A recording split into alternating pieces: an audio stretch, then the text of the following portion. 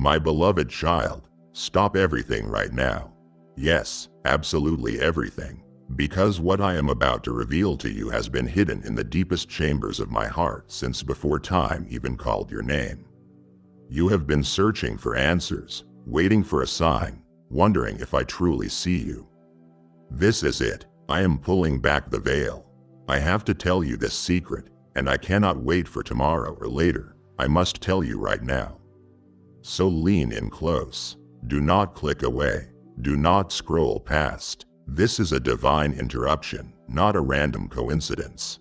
What you are about to hear will expose exactly what the enemy tried to bury. It will awaken what I planted in silence, and it will launch you into the destiny I designed before anyone knew you existed. Watch until the final word, because every second carries a strategy and every sentence is an assignment. The moment of revelation has arrived, and I will not let you leave this moment unchanged. Listen and prepare to be undone, because this secret was meant specifically for you. My beloved child, pause right here. I am not asking for a moment of your time, I am claiming it. This is not just a whisper of comfort or a vague sense of encouragement. This is me, the one who breathed galaxies into existence, leaning close to your spirit to pull you into a sacred unveiling. I have to tell you something that I have kept close to my heart, something I could not release until your soul had endured enough to truly hear it. I have waited through the storms and the silence, through your tears and your triumphs, through the days when you shouted in worship and the nights you collapsed in weariness, just to reach this specific breath. This exact moment where your spirit would finally be quiet enough, soft enough, and desperate enough to receive what I have been holding back.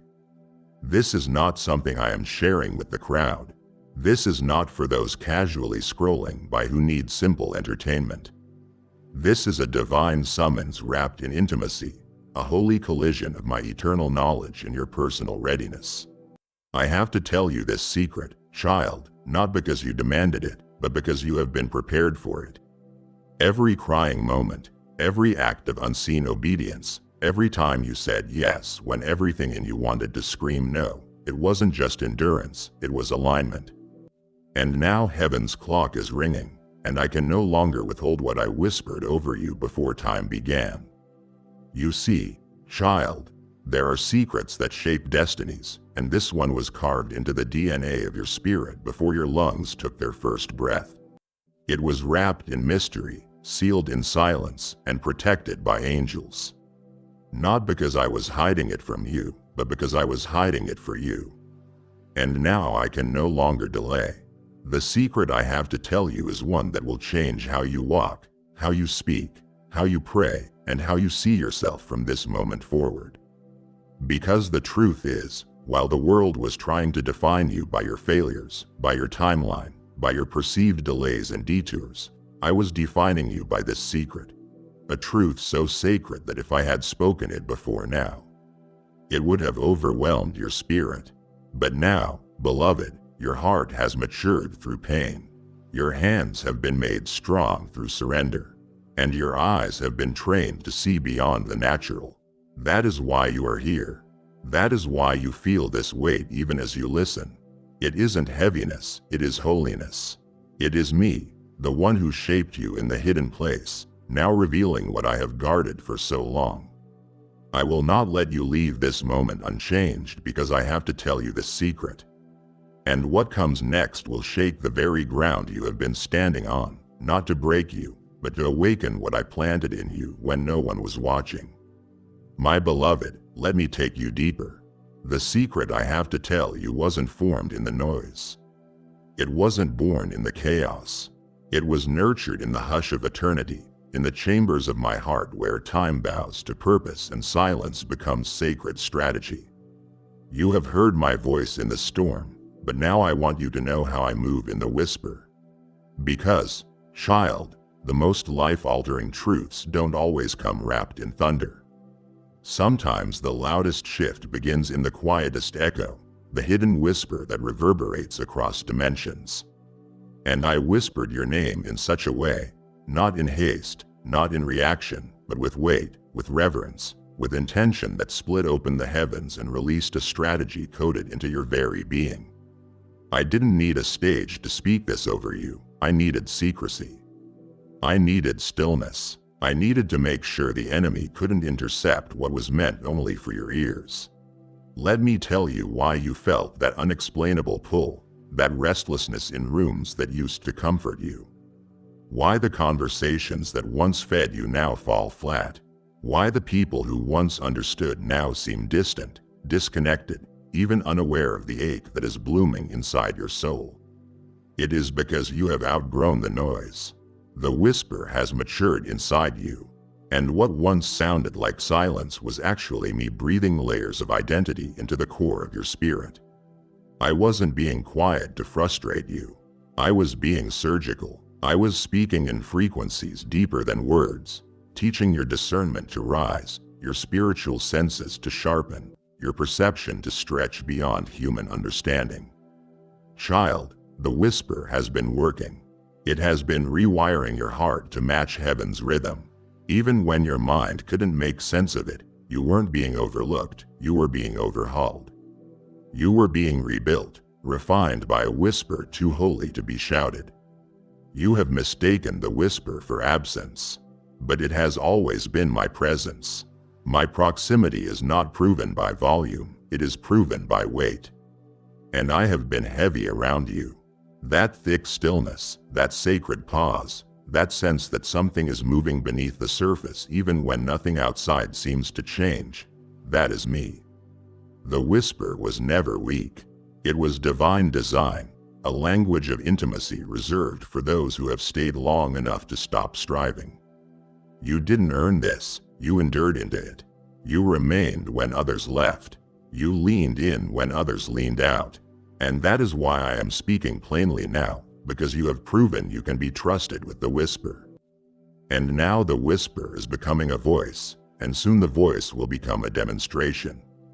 And when it does, you will understand why I had to begin in secret.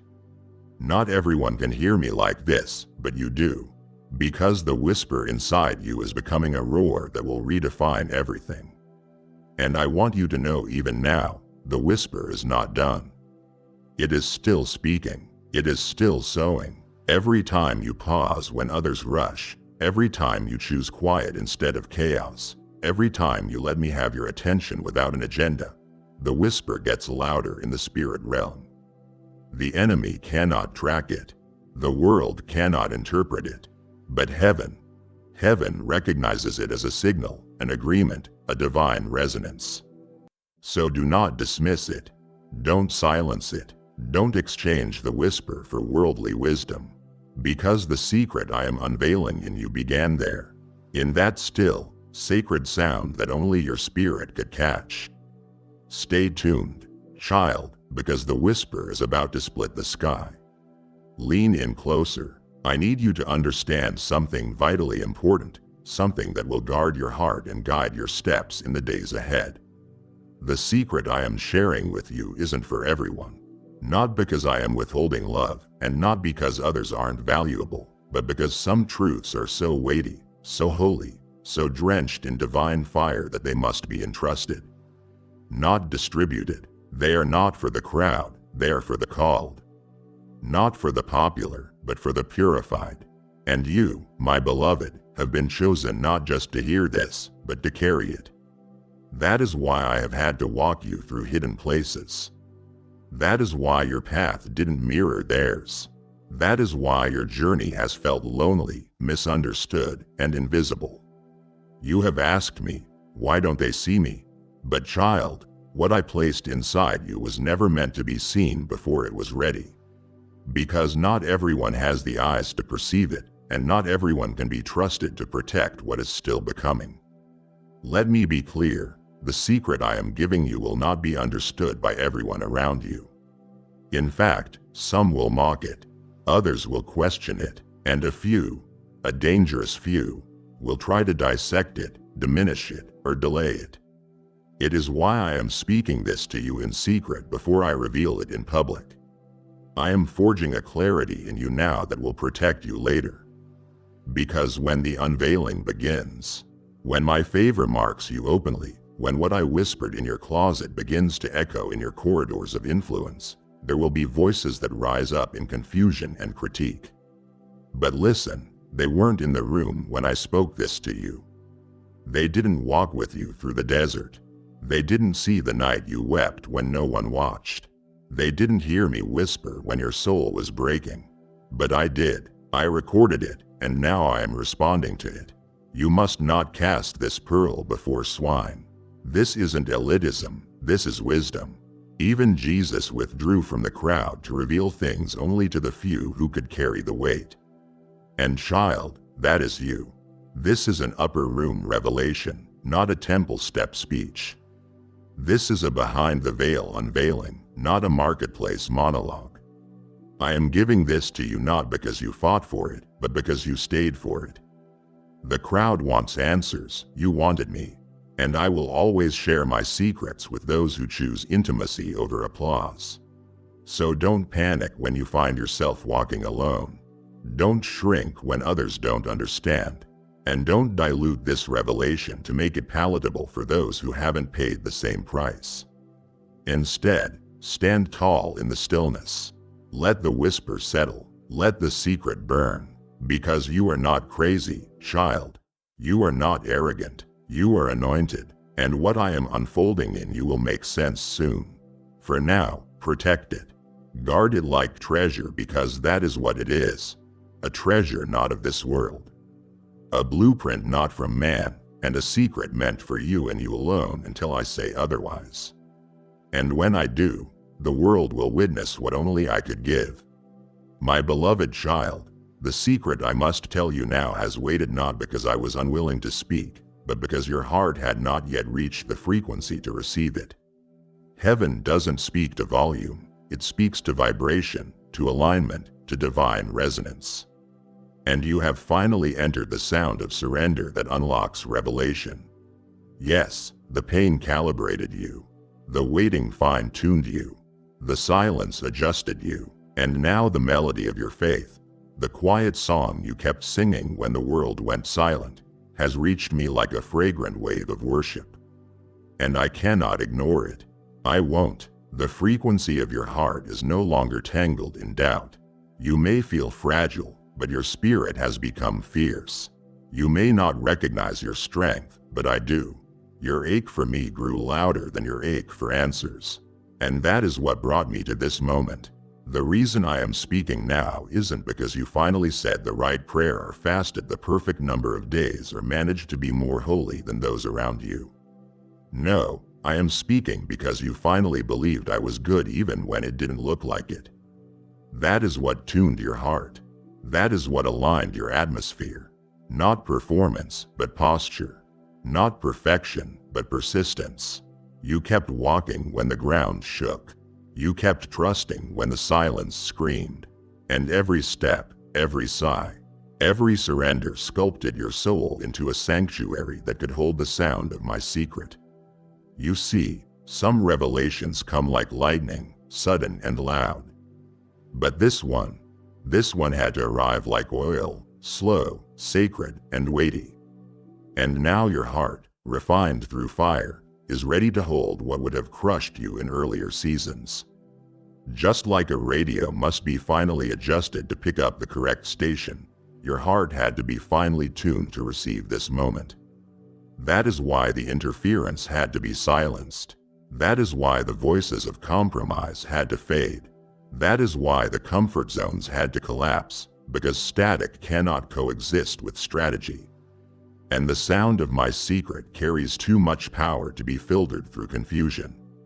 This is a download from heaven, not a suggestion from earth. I am not offering advice, I am releasing direction. And I waited until your heart said yes to me without knowing what the yes would cost. That is when the frequency aligned. That is when the sacred clicked into place. That is when the heavens opened and I declared, now they are ready. So, child, don't ignore what you feel rising in your chest right now. That warmth, that stirring, that holy flutter inside your ribs, that is my spirit confirming the shift. You have tuned into the wavelength of wonder, the space where impossibilities collapse, where timelines bend, where prayers become realities. I had to speak this now because the frequency you are vibrating on is rare. And I refuse to let this alignment pass without revelation. Stay here, stay open, stay vibrating in obedience because the sound of your spirit is shaking things loose in realms you cannot even see. You are not just hearing me, you are echoing me. And that echo will not return void. My precious one, I must settle this in your heart today once and for all. The silence you endured was never abandonment. It was never me leaving you to fend for yourself. It was not punishment, and it was not a measure of how much I care. That silence, the long stretch of days, weeks, even years where my voice seemed distant and your prayers felt unanswered, was not proof of my absence. It was the process of divine presence in its deepest, most intentional form. Because, child, sometimes my loudest work is done in the quietest seasons. What looks like silence on your timeline is strategic sound in mine. While you thought I was withholding, I was actually building. While you were weeping over the stillness, I was weaving together a story that would speak louder than words. Let me paint the picture for you. A seed makes no noise as it dies in the dirt. The roots that break through the soil do not scream. The growth beneath the surface is sacred. It is silent, but it is not still. And you, my child, were planted, not buried. You were being prepared in silence, not punished by it. I hid you in the hush because what I was doing in you could not be interfered with. I was forming resilience in your spirit, depth in your heart, and a sensitivity to my voice that cannot be taught through noise. I was whispering while the world screamed around you. And though it seemed like I was far, I was closer than ever. Silence is not proof of distance, it is often the proof of intimacy. I do not shout over chaos, I quiet the chaos until only my whisper remains. And you heard me even when you didn't realize it. You responded to the invisible pull. You moved when others stayed. You yielded when others pushed back. That was me guiding you in stillness. You see, there are some assignments that require solitude before they can be released. Some miracles that must marinate in mystery before they manifest. Some revelations that can only be stewarded by those who have learned to sit in silence and still believe. And that is what you did. You stayed. You believed. You didn't demand answers. You kept showing up. You wiped your own tears. You encouraged others while breaking quietly. You worshipped with weary hands. And that kind of worship, that kind of obedience, shakes foundations and inherits seasons. It attracts my presence in ways that thunder never could. And now, the silence breaks not because you begged me to speak, but because you learned how to listen without sound. That is maturity. That is faith. That is love. And I respond to that kind of love with revelation that writes everything. So when people ask how you survived, when they question how you are still standing, still believing, still breathing with hope, just smile because they didn't see what you carried in the silence. But I did, and I will now reward openly what you endured privately. My voice is no longer distant. My timing is no longer delayed. The silence has served its purpose. And now the sound of fulfillment is beginning to rise. You will hear me more clearly than ever before, not just in your spirit, but in your circumstances. Your life will speak what your prayers once whispered, and the ones who thought I had forgotten you will soon see just how closely I was working all along. This, my child, is the sound of silence turning into testimony. My beloved, there is something I need you to know. Something that will bring peace to the tension you have carried and healing to the questions you have buried. The secret I am revealing to you now, the very one you are beginning to feel unfold inside your chest, is the reason for the delay you have cried through, prayed through, and fought through. You wondered why doors refused to open, why dreams seemed stuck in slow motion, why people walked away, why timing kept slipping through your fingers like sand. But what felt like divine distance was actually divine design. This delay wasn't punishment, it was preservation. I was keeping what I had promised safe, not from others, but from being birthed too soon. There are some things so holy, so heavy with destiny that they must not be rushed. And this secret, it had to be delivered at the precise moment your heart can carry it without crumbling. You see, child, delay doesn't mean denial. It means development, and I was developing you, molding your spirit through what felt like missed chances, sharpening your discernment through what looked like rejection, refining your faith through what the world called failure. You weren't behind, you were being built. You weren't forgotten, you were being fortified. What others called a setback, I called sacred pacing. I held back the breakthrough not to tease you, but to teach you how to stand when nothing made sense. Because when I release what is coming next, you will need that strength. And when people ask how it all happened so suddenly, you will know it wasn't sudden. It was shivering in silence, maturing in mystery, until now, until this breath, until this sacred unveiling. This is the secret behind the slowness. I never wanted to give you just a blessing. I wanted to give you a lasting inheritance. And that takes time. Every delay had fingerprints of heaven on it. Even the closed doors were sealed by angelic hands.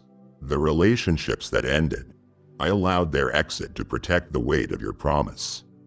The jobs you didn't get, I routed them because they were beneath the platform I was crafting for your calling.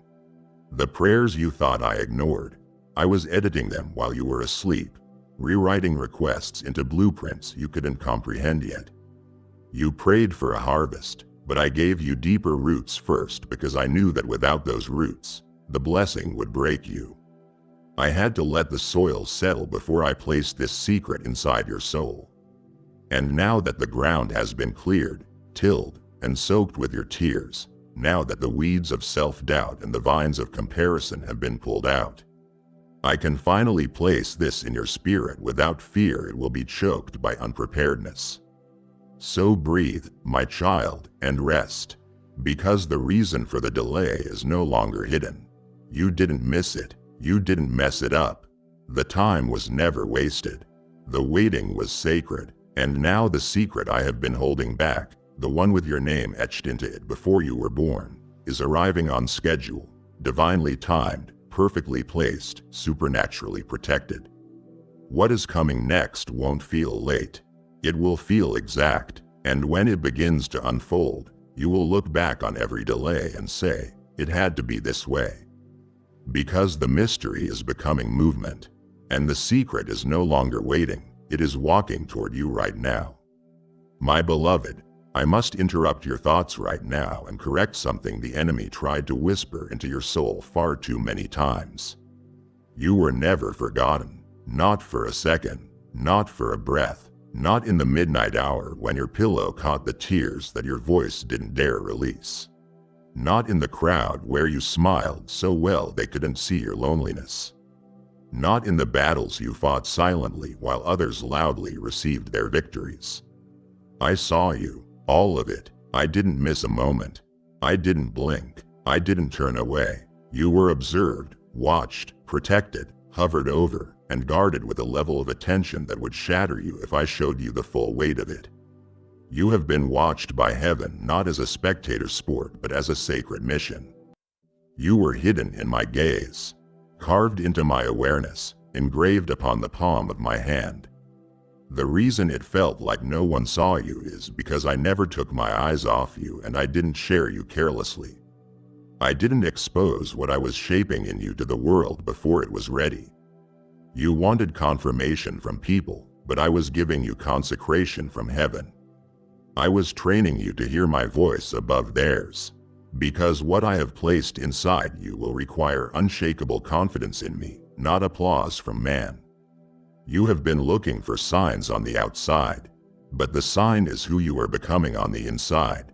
The resilience that grew when no one clapped, the kindness you chose when you felt depleted, the way you honored me when you didn't understand me, all of it, Every act of unseen obedience has been documented in eternity.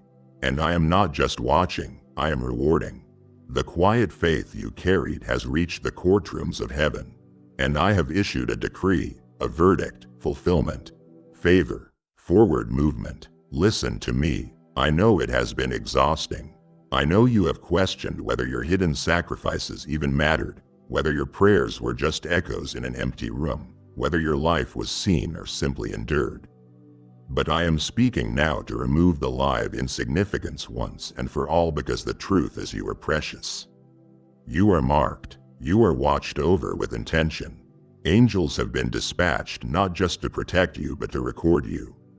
Your name has been spoken in heaven's halls not because of what you have accomplished but because of who you are becoming through surrender. When others ran toward platforms, you ran toward my presence. When others sought titles, you sought transformation. And child, that kind of posture moves me. That kind of posture moves everything. So hear me now, the days of invisibility are ending. I am not just seeing you, I am revealing you, not in pride, but in purity. What was cultivated in secret will now bloom in plain sight, not to prove your worth, but to fulfill what I have always planned. They didn't see you, but I did, and now, because you trusted me when no one else did, I am lifting the veil. I am unveiling my masterpiece, and that masterpiece is you, my beloved child. Come closer, even closer now. There is something I have waited your entire life to tell you. And you must hear it not with your ears, but with your spirit. The secret is this: you were always meant for more. Not more performance, not more pressure, not more perfection, but more purpose, more presence, more of me, and more of what I placed inside of you before you ever opened your eyes to this world. You have been living beneath ceilings that I never constructed. You have been dwelling in rooms too small for your calling, wearing labels that never came from me. You were called extraordinary while you accepted ordinary. You were designed for overflow while settling for barely enough. And now, I am breaking the silence to shake the lie at its roots. You were always meant for more.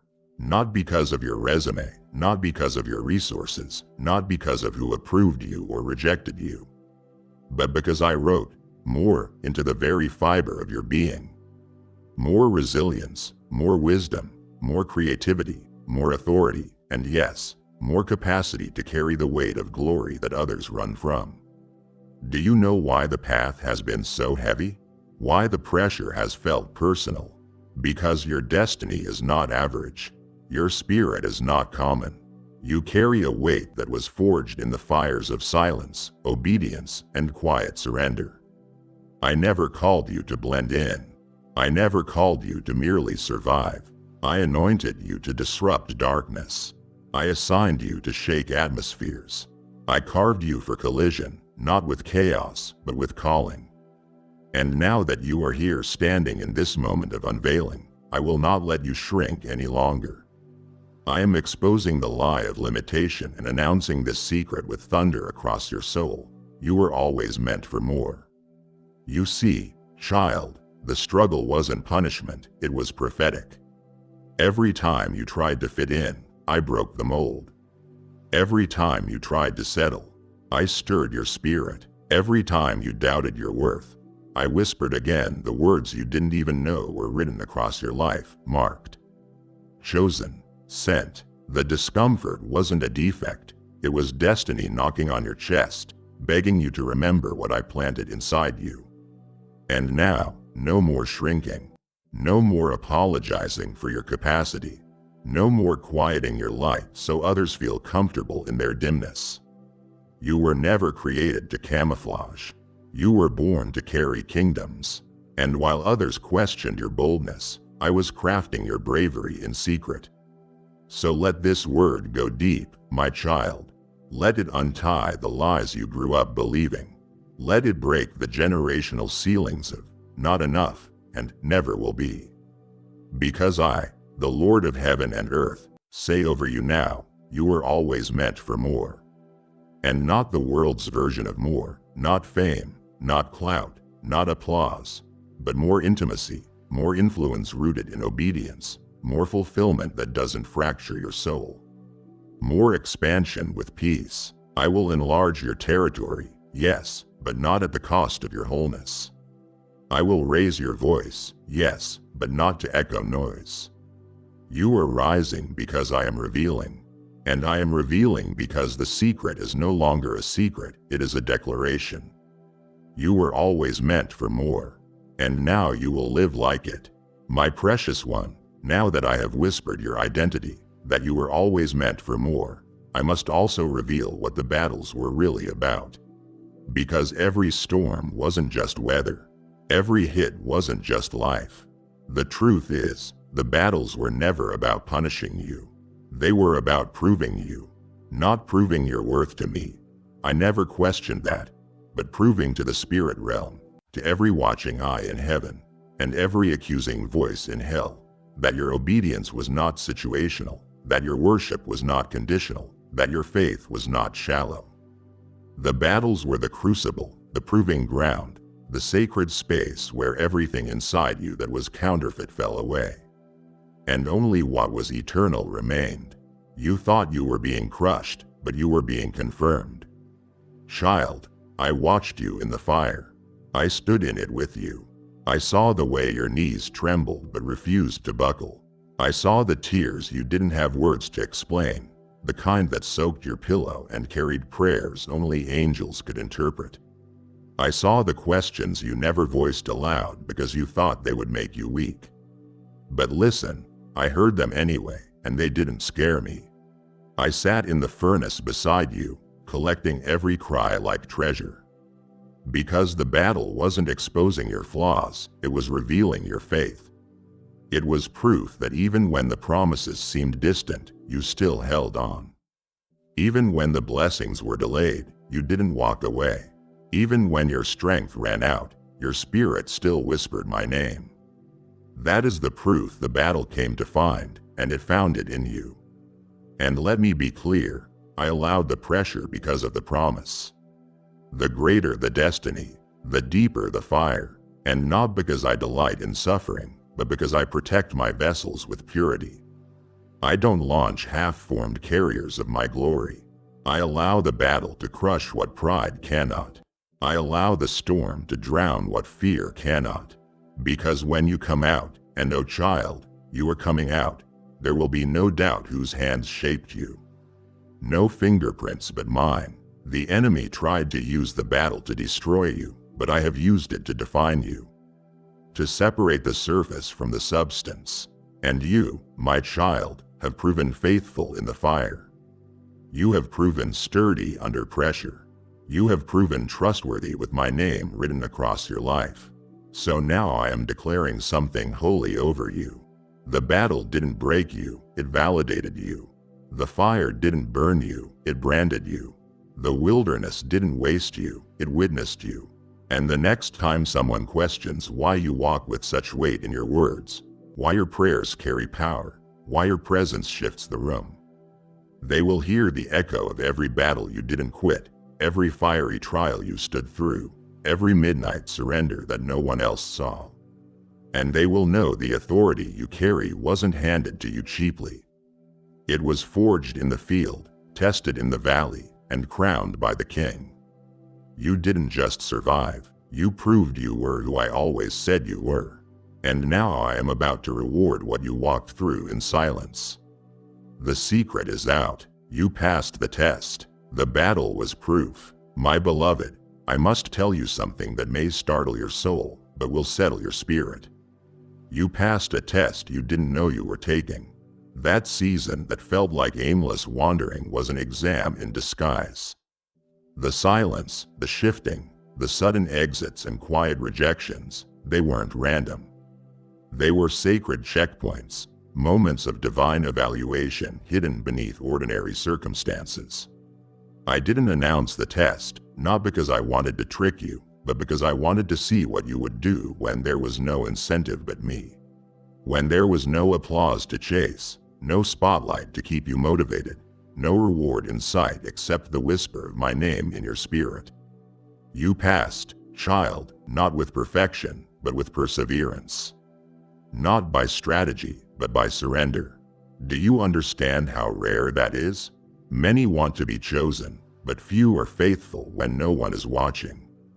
But you were. You held on to me when your arms were tired. You showed up in the quiet. You prayed when you felt numb. You served when no one said thank you. You stayed planted when the soil felt dry. And you did it all without knowing it was being watched. But I saw. I recorded. I tallied every unseen act of obedience, every hidden yes, every whispered declaration that said, God, I will trust you even here. You were sitting for a test written in the language of obedience, and you passed. And now that heaven has closed the chapter on that examination, I am opening a scroll with your name etched across it in fire and gold. This scroll is called fulfillment. It contains doors that others couldn't open, timelines that only align through divine orchestration, and blessings not tied to your effort but to your endurance. You see, child, many think favor is earned through effort, but true favor flows from faithfulness. The kind that walks without a map, the kind that believes even when it bleeds. And that is what you have done. You kept your heart tender when it would have been easier to grow cold. You didn't retaliate when misunderstood. You didn't chase validation from the crowd. You passed by letting your private posture outweigh public pressure. I didn't need to see how well you performed under a spotlight. I needed to see how long you could kneel in shadows. And you did, and now I am lifting you, not as a reward for performance, but as a release into purpose. This elevation is not a promotion, it is a positioning. Because you have been proven in secret, now I will display you in the open, not for your glory, but for mine. So breathe, beloved. Don't look back to question if you did enough, or rehearse the pain, or try to analyze what you missed. Nothing was missed. Nothing was wasted. You passed what was never announced. And now I will make the results public. The fruit is about to speak. The favor is about to fall. And those who overlooked you will stand amazed, not at what you did, but at what I did through the one who stayed faithful in the fog. You didn't need a grade to know you passed. You are about to feel it in every part of your life. This is the moment the test becomes testimony. Now that you know you passed the hidden test, my child, I want to show you why it felt so lonely getting here. Why the halls of your life echoed with silence. Why the phone didn't ring. Why the friendships faded. Why you felt like a spiritual orphan even in rooms full of people. The answer is sacred. This is the why behind your isolation. I was removing distractions so I could deliver destiny. I was dismantling the noise so you could hear me without filters. I was not punishing you. I was protecting what I was building in you. Isolation wasn't abandonment, it was preparation. Separation was not rejection, it was refinement. I took you into the wilderness not to wound you, but to win you back from everything that tried to own pieces of your identity. You had to learn to live without their affirmation so you could survive with only my affection. You had to feel the sting of being unseen so you could value being known by me above all else. Isolation carved room in your spirit that distraction would have cluttered. The friends who walked away, they weren't equipped to walk the next mile. The opportunities that disappeared, they couldn't hold the weight of what is coming. The silence wasn't a void, it was a vessel that carried divine data, prophetic downloads, whispers that changed your direction. When you felt like you were being stripped, I was streamlining you. When you felt like you were losing everyone, I was making room for everything. You weren't alone, you were being aligned. I replaced the traffic of your life with my invitation. I wasn't locking you out, I was drawing you in. Drawing you deeper into that inner chamber where I speak mysteries that only intimacy can interpret. The ache of loneliness taught you the rhythm of my presence. The quiet stretched your ears to hear me differently. It trained your eyes to read between the lines of what people say and what I am truly doing. And now that you have learned how to dwell in my presence without needing an audience, I am about to trust you with visibility. You can handle being seen now because your worth is no longer tied to being noticed. You know who you are even when no one is looking. And that is the kind of vessel I can use. So I say to you, don't despise the solitude. Don't regret the seasons where it was just me and you. Because that isolation was not an empty place. It was a birthing room, a consecrated space where your spirit learned to stand without scaffolding. You no longer need crutches because you have built strength from the inside out. I took you away so I could raise you up, and now the time has come. You will never have to wonder again if you were forgotten, because what I am about to unfold will make it clear you were reserved, set apart, hidden, not forsaken. And the isolation was never meant to break you. It was meant to build the one thing you will need most in this next season: unshakable identity. And now that you have it, I am bringing you out. And the unveiling begins. My precious child, let me now address the ache that lingers quietly. The ache that comes from feeling hidden. Oh, I saw it. The way your heart wrestled when others were chosen. When their names were called, when their voices echoed across platforms, and you stood in the shadows, wondering, did I miss something? Did I do something wrong? But hear me now with the weight of heaven in my voice. You were hidden, but never forgotten. Your name was never erased. Your story was never dismissed. Your purpose was never delayed out of neglect. It was protected. You were not benched. You were being built. And what I was forming in you could not be rushed, exposed, or placed into hands that didn't understand the rarity of who you are. There is a kind of glory, child, that requires a season of being hidden. Hidden like a gem in the deep, like a seed beneath the soil, like oil steeping in the dark until its fragrance is mature enough to release. I had to take you out of public view so I could do surgery in the private places of your soul. You weren't ready to be seen yet, not because you lacked value, but because your roots needed to go deeper before your fruit could be trusted. Had I revealed you too soon, they would have applauded what was still being formed. They would have celebrated a version of you I was still refining, and you might have believed the applause and stopped growing. That is why I hid you. I didn't want to reveal potential prematurely. I wanted to unveil power, purified, proven, and prepared. Let me tell you something that only heaven truly understands. Hidden seasons are holy, sacred. They are not empty, they are everything.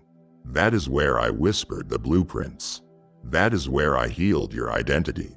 That is where I trained your hands for war and your heart for worship. That is where I let you weep without judgment, where I taught you how to distinguish my voice from the static of man.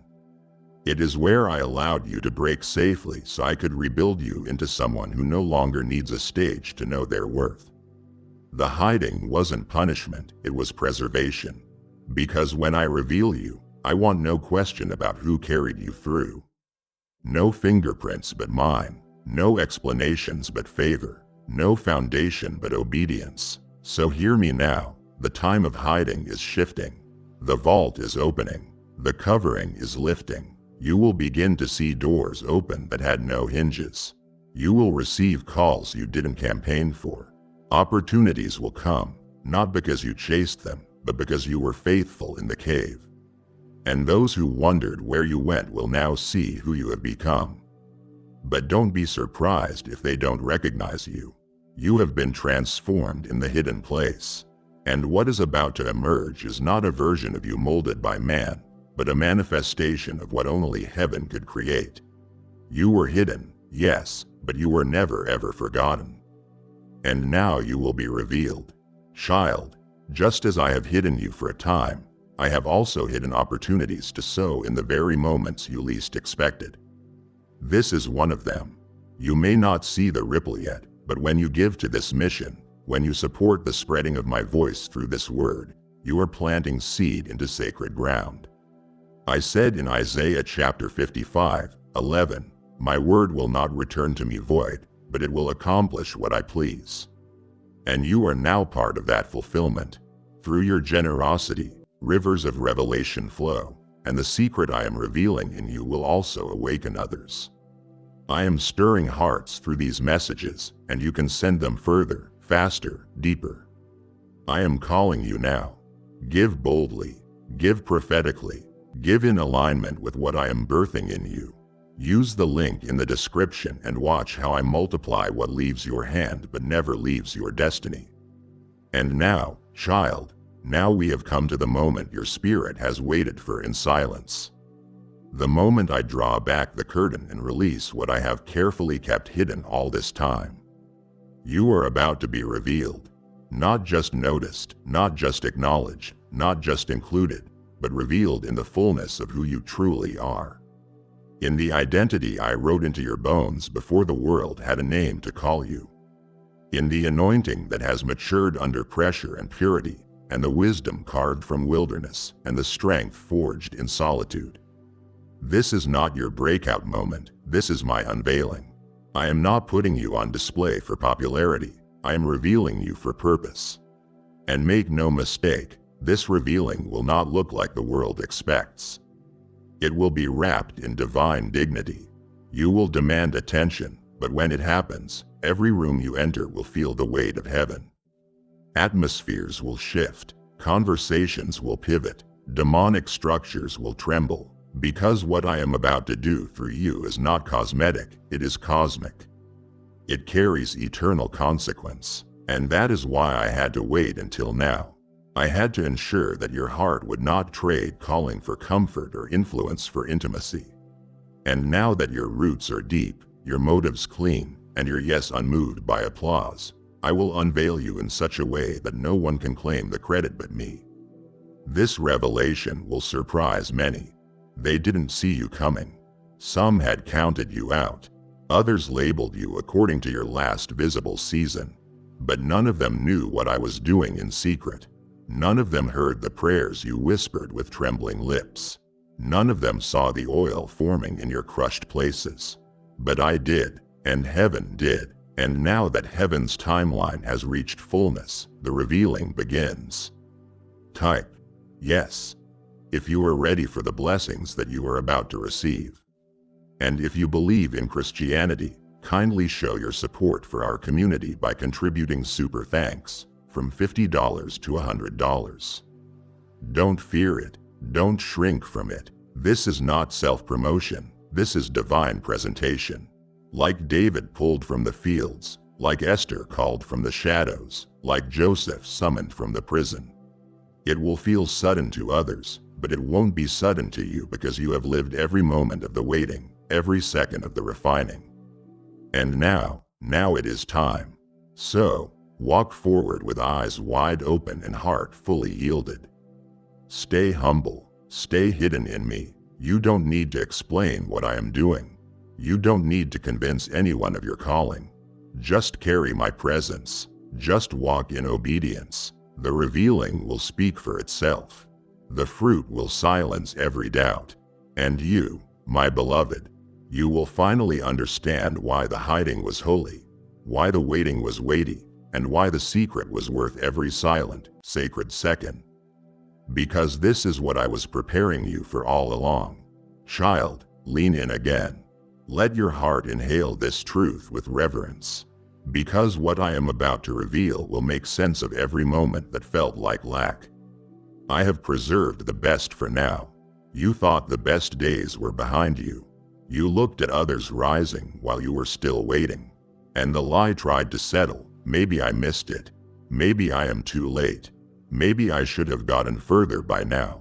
But here I am, your Father, your Creator, the Ancient of Days, standing in the middle of your timeline to declare with absolute finality, you have not missed what was meant for you. I have preserved the best, not for your past, but for this moment, right now.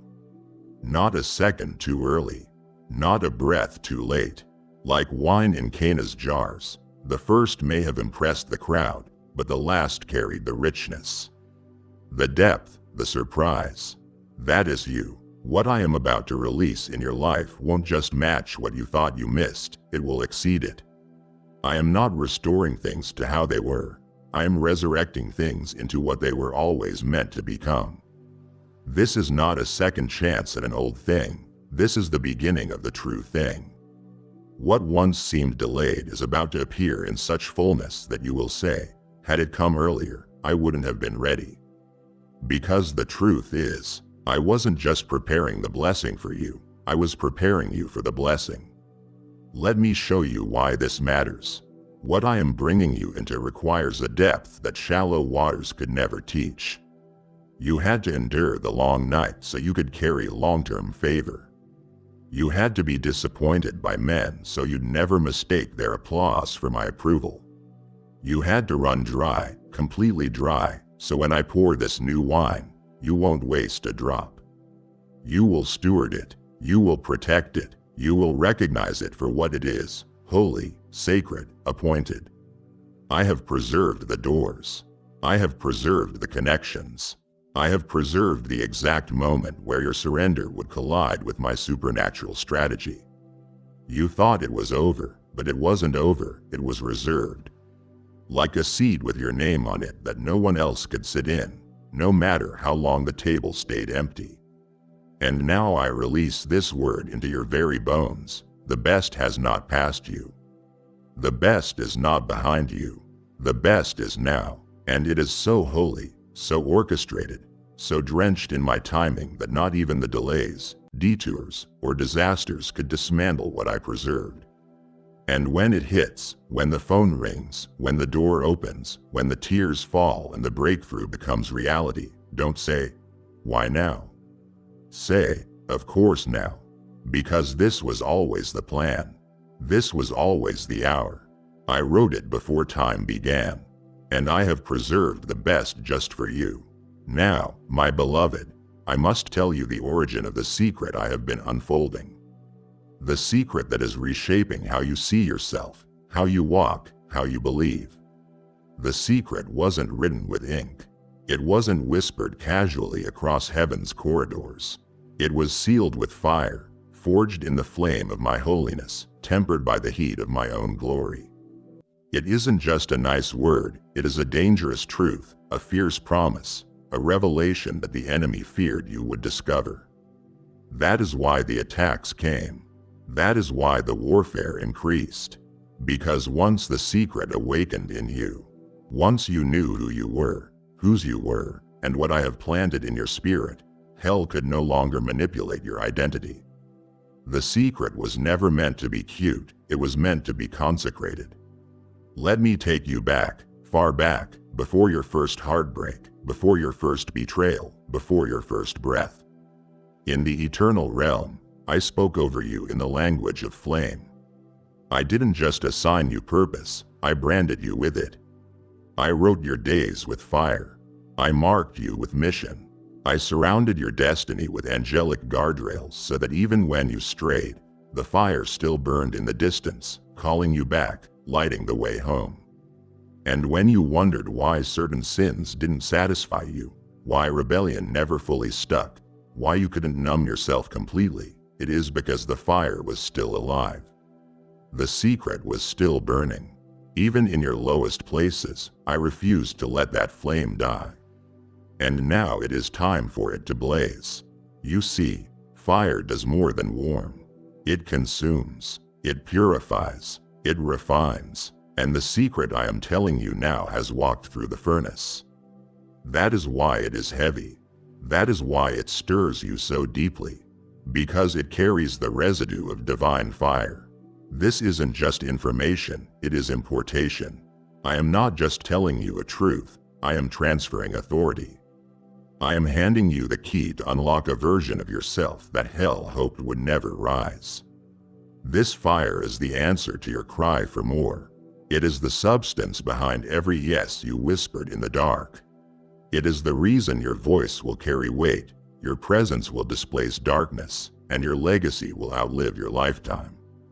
This secret was sealed with fire, and now you carry that fire.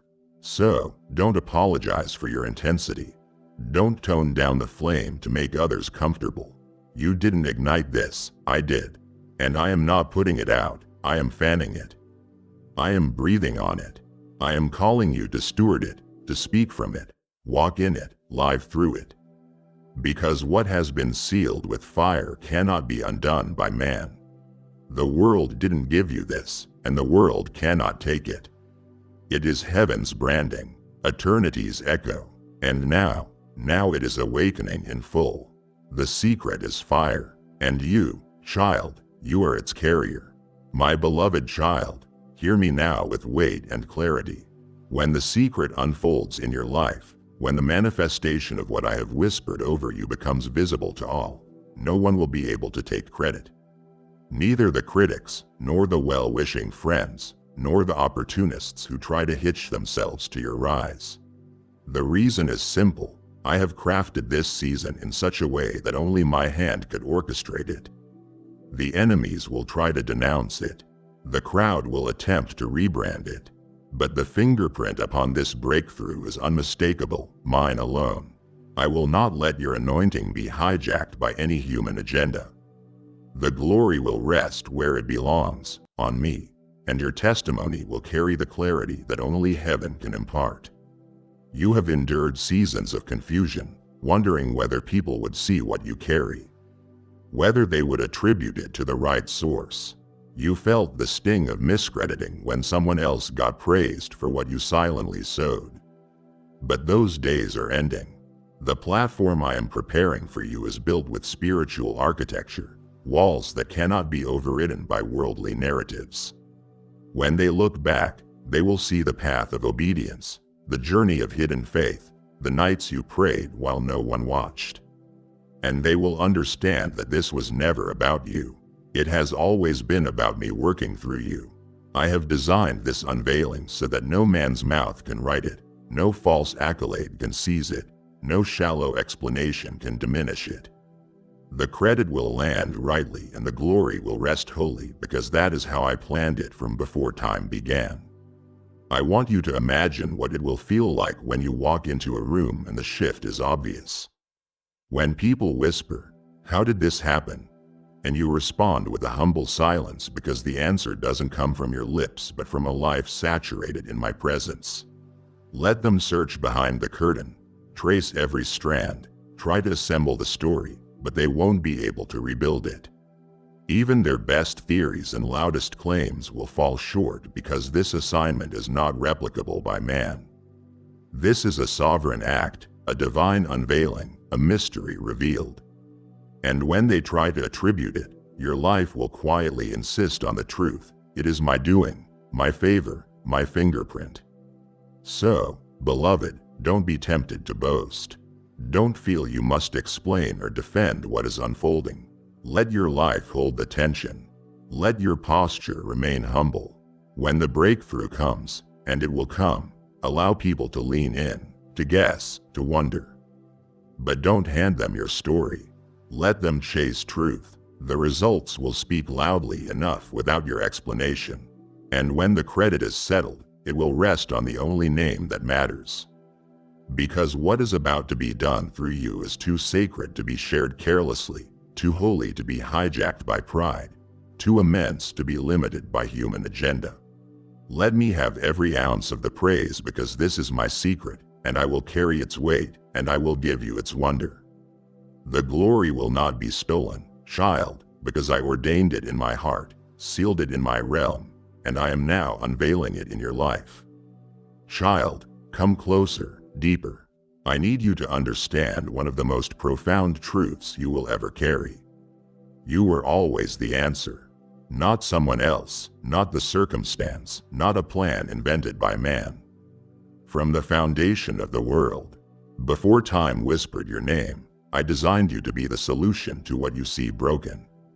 I have placed a resolve inside your spirit that the enemy could never imagine and the world is not ready for. When you look in the mirror today, I need you to stop seeing a survivor of the storms. I need you to see the deliverer rising up from the water. Stop seeing someone who needed to be rescued and start seeing the rescue arriving through you. You are not the wounded soldier waiting for a savior anymore. You are the one the kingdom is sending to change the tide of the battle. You were always the answer, and now is the time you step fully into that role. You thought you were waiting on heaven to move, but I was waiting on you to awaken to your purpose, to your presence, and to the possibility of what carries your name. You begged me for a shift, you cried out for a breakthrough, but I have been whispering that it is time to step into who you already are. The gifts, the visions, the intense passions, and the dreams you carry were never just external decorations. They're codes written into your DNA long before you ever took your first breath. That calling you ran from because it felt too big, the dream you buried because you feared failure, the voice you silenced to keep the peace.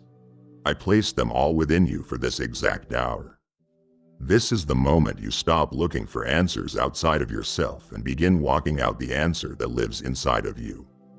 The world is ready, but the world is not the one who will reveal you. You will be revealed through your intimacy with me. Let me show you exactly how this will work. When people around you ask for wisdom, you will be the one to shepherd it. When they cry out for healing, you will be the vessel that mediates it. When they demand courage, you will deliver it. Why? Because the brokenness you have borne, the wilderness you have walked alone, and the silence you have endured have formed your capacity. The prayers you prayed when no one was listening became your authority. The cracks in your heart became the portals for my glory to seep through you and touch others. You are not a leftover of your pain, you are the beacon rising from it. You are not a casualty of suffering, you are the champion of the breakthrough. You have been shaped for this, wounded for this, and tempered in the fire for this because I destined you to be the solution. So do not apologize for the miracles that are about to happen. Do not doubt your voice. Do not shrink back in fear thinking you are not enough. You were always the answer, and now I am activating that truth in every corner of your life. Those who have felt powerless are going to see proof of my power through you. Those who have cried over unanswered prayers will find resolution in your testimony.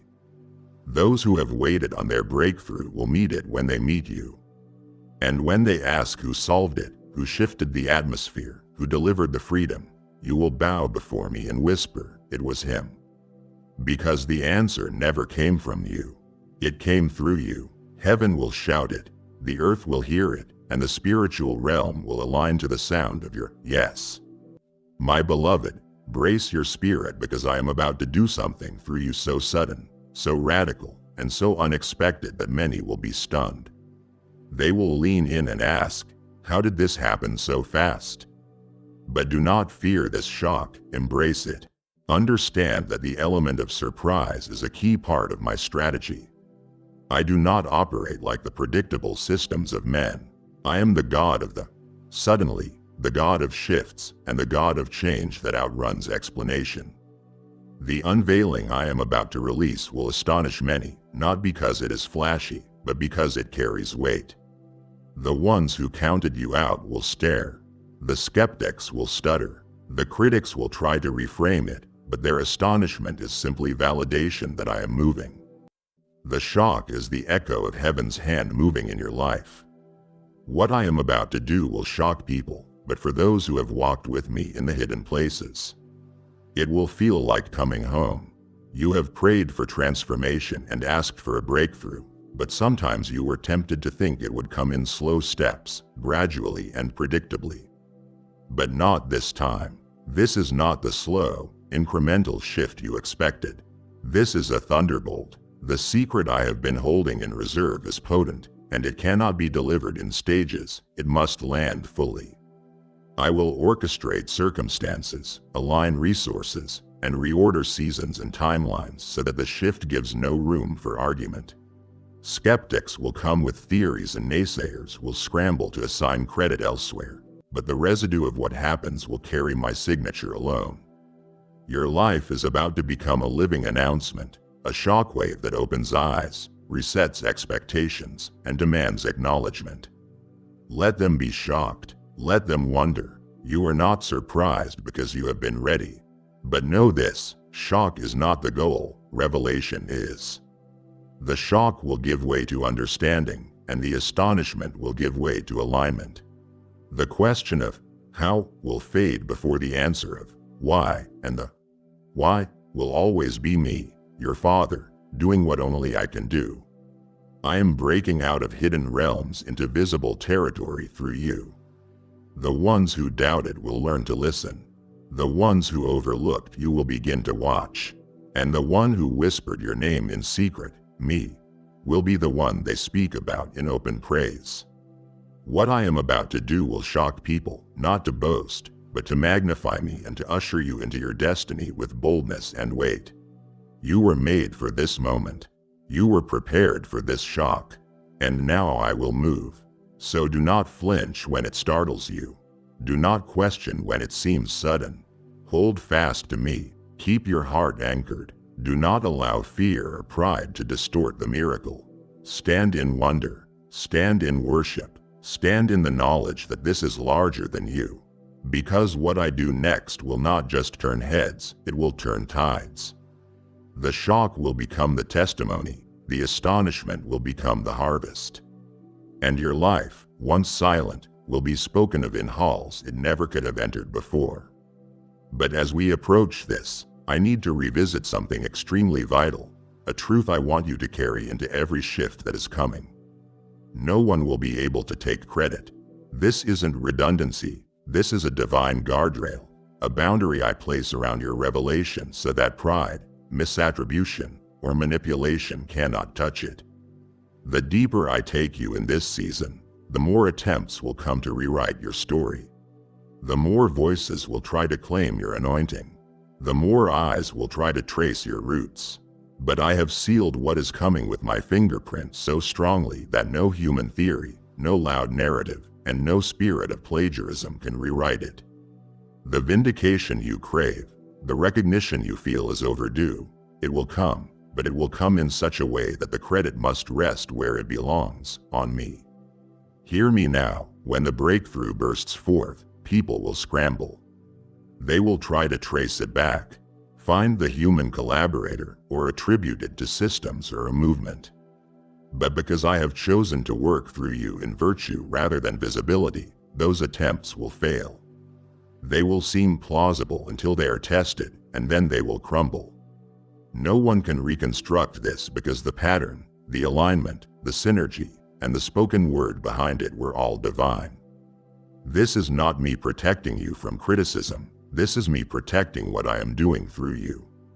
Because your life is not just your story. It is my stage, my platform, and my message. I will not let its integrity be compromised. You may have tasted what it feels like to have someone else given credit for your labor. You may have even doubted your place.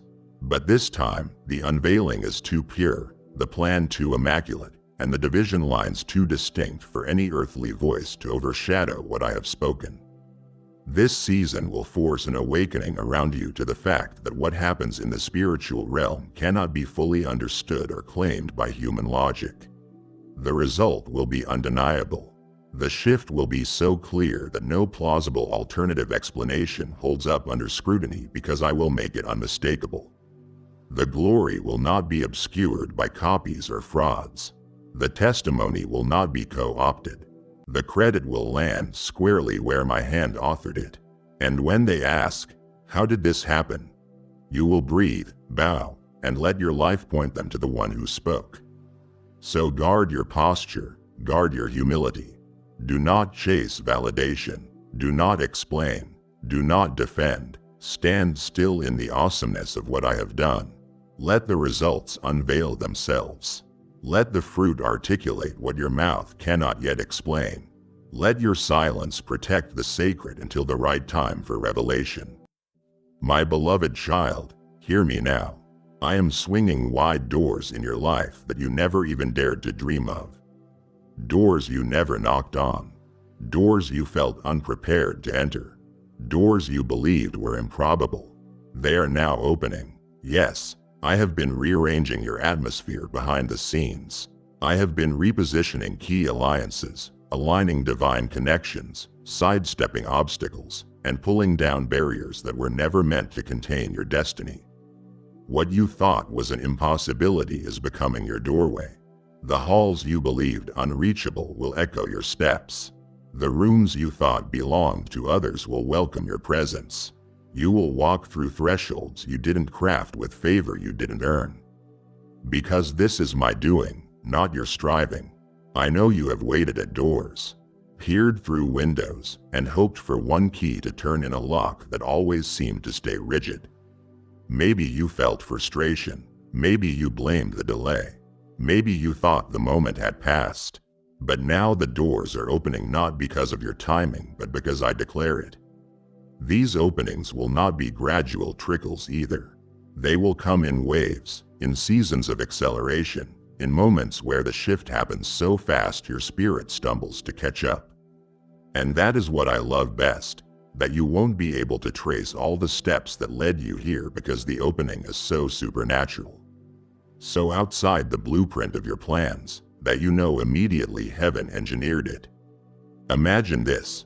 One day you are standing at the threshold, feeling small, feeling unworthy, thinking you have to petition and compete, and the next breath I carry you through. The door doesn't wait for your qualifications, it waits for me to intervene. So don't be surprised when access is granted without an application, when invitations come without you having to hustle, when favor lands in your lap and advantage seeks you out. That is what is happening. I am not just opening doors, I am creating new ones. And some of them you never even saw existed. That is the mystery of sovereignty. Stepping through those doors will require faith. They will ask something of you. They will ask you to trust what you cannot fully see yet. To walk in even when the doorway doesn't look safe. To carry the integrity you have built while others try to drag you into shortcuts. These doors are not open for you to exploit, they are open for you to steward. They are gifts, not guarantees. So do not sprint past reverence. Do not barter your soul because of access. Walk in humility, walk in courage, walk in the awareness that the hand that opened the door is the same hand that will guide you through it. Let this be your posture. I am not stepping through because I pushed it open. I am stepping through because my Father did it for me. These are the doors you never knocked on, but now that they swing open, walk through them with confidence. Not because you deserved them, but because I decreed them. Beloved, as these doors swing open and the hidden secret begins to manifest, the next chapter cannot be the same you wearing yesterday's skin. The secret I am releasing demands a new you, not a cosmetic makeover, but a transformation at the core of your soul.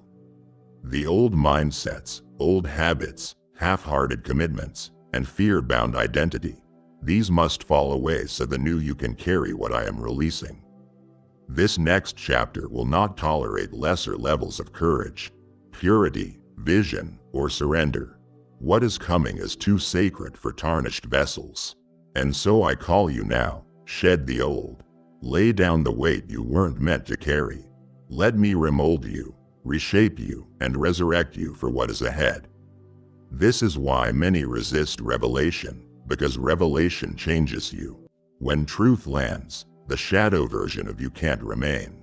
You will feel the invitation to let go as you move forward. You must sever ties with things that felt safe but were secretly stunting you. It won't always be easy. There will be loss. There will be tension. Some doors will close. Some relationships may transition out. Some dreams will be canceled. Not because I revoked them, but because in the glory of what is coming, they no longer fit. Think of the caterpillar. It doesn't negotiate with the cocoon. It allows itself to be liquefied, completely reconfigured into a butterfly. So, I am calling you to that mystery right now. You must be willing to dissolve in my hands so you can be rebuilt for the destiny I have written for you. And I will not leave you alone in that renewal. I will lead, I will guide, I will comfort, I will inject revelation into your bones. You will feel my voice in wild places and my presence in silent moments. The fire will refine what remains. And when you emerge, you won't just be new, you will be aligned. You will walk with greater purpose. You will speak with a boldness you didn't know you had. You will listen with discernment. You will move with divine strategy. You will carry resurrected dreams that honor the secret I revealed. But you must be willing to accept the process. You must trust that the death of the old is the birthing of the new. You must permit me to rewrite your identity so you become what only I could envision for you. So I command your spirit, say yes. Say yes to the transformation. Say yes to the pruning. Say yes to the refining. Say yes to letting go of the familiar for the sake of the magnificent. The new you is not a future hope, it is your nearest reality. As the secret unfolds, you will not just come into new territory. You will be the new you who thrives in it. Do not resist. Do not shrink. Do not fear what is being undone, because what is rising in you now is more glorious than anything you are losing. The next chapter requires a new you, and I am here in every moment remaking you from the inside out to carry the fullness of what I have promised. My beloved child, come close and feel the stir in your spirit. Something deeper is happening now. I am not just revealing a secret, I am refining your capacity to discern. The next season demands sight, spiritual sight sharper than ever before. Not naive optimism, but holy clarity. You will see what others miss. You will hear what remains whispered in the wind. The enemy will try to confuse you, to distract you, to blur the lines, but I am sharpening your internal compass. What felt like confusion before will become clarity. What felt like opposition will reveal allegiance. What sounded like noise will now separate into voices you can distinguish. Yes, your discernment is being sharpened in the hidden places. I began this work in the nights you could not name your fears. I was carving vision in the days of testing.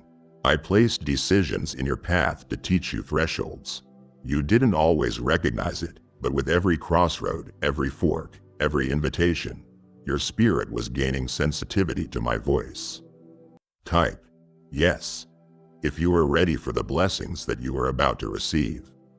And if you believe in Christianity, kindly show your support for our community by contributing super thanks. From $50 to $100. Now you enter the season where that sensitivity is no longer optional. It is essential because the secret I revealed carries layers. It is multi-dimensional. It requires you to navigate with spiritual instinct, not just natural reasoning. Doors will look good. Opportunities will appear legitimate. But not all that glitters is mine. Not all open doors lead to my path. Some are traps. Some are distractions. Some are counterfeits. And you must walk with eyes wide open, choosing not what is easiest, but what is right. Don't be surprised when you begin to wrestle with inward tension over proposals, invitations, and alignments. That tension is not fear, it is your discernment waking up. It is my spirit warning you, cautioning you. Don't silence it to accommodate approval. Don't override it for momentum. Let it become your guardrail. Let it be the sonar I give your spirit. And if something doesn't line up, if something doesn't feel holy, decline quietly. If the cost is too high, trust the still small whisper more than the applause. Because the secret I have given you will demand posture more than permission. It will require that you act from a place of vision, not from a place of impulse. Your discernment will protect you from detours, from deception, and from delay. So lean in, cultivate silence, let my words steep in your bones. Let my presence become the measure of your yes or no. Don't lean on wisdom borrowed from others. Don't outsource your conviction. This is your season to see what is hidden, to interpret what others misread, to navigate by my spirit, and to move with confidence even when the path is unfamiliar. Because you will not walk blindly. You will walk wise. Now that your discernment is rising, listen with your spirit, not just your ears. I place this moment here, not by accident, but by design. I am inviting you to sow into the very word that sharpened your soul. When you give, you do not just support a voice, you sustain a vessel I am using to awaken hearts around the world. This is kingdom soil. Every super thanks, membership, or donation through PayPal is a drop of oil that keeps the lamps burning. That fans the fire in dark places. Proverbs chapter 11:25 says, "The generous will prosper. Those who refresh others will themselves be refreshed." I am whispering to you now, this is holy ground. Partner with me in this move. Click the link in the description and plant your seed where revival flows. Beloved, hear this in your bones. I am releasing acceleration on your steps. Not because of pressure, but because of promise. Not because of desperation, but because your season has arrived. I am about to shift your pace. What used to take years will now take months. What used to take months will now take weeks. What used to take weeks will now take days. I am not just relocating you, I am retiming you. The secret I revealed will not linger in slow motion. It was never meant to be protracted in delay. I am calling you to move like the wind, to shift with purpose, to sprint with confidence. Obstacles will fall, delays will collapse, and resistance will retreat because my acceleration is not about pushing. It's about releasing what I have been building and letting it spring forth at the appointed hour. You have run the race with weariness. You have carried burdens too heavy to bear. You have waited long enough to know the difference between quiet faith and faint hope. But now I say, don't step back. Don't walk, run, because what is coming doesn't have room for hesitation. I am awarding speed to your obedience. I am calibrating momentum to your surrendered posture.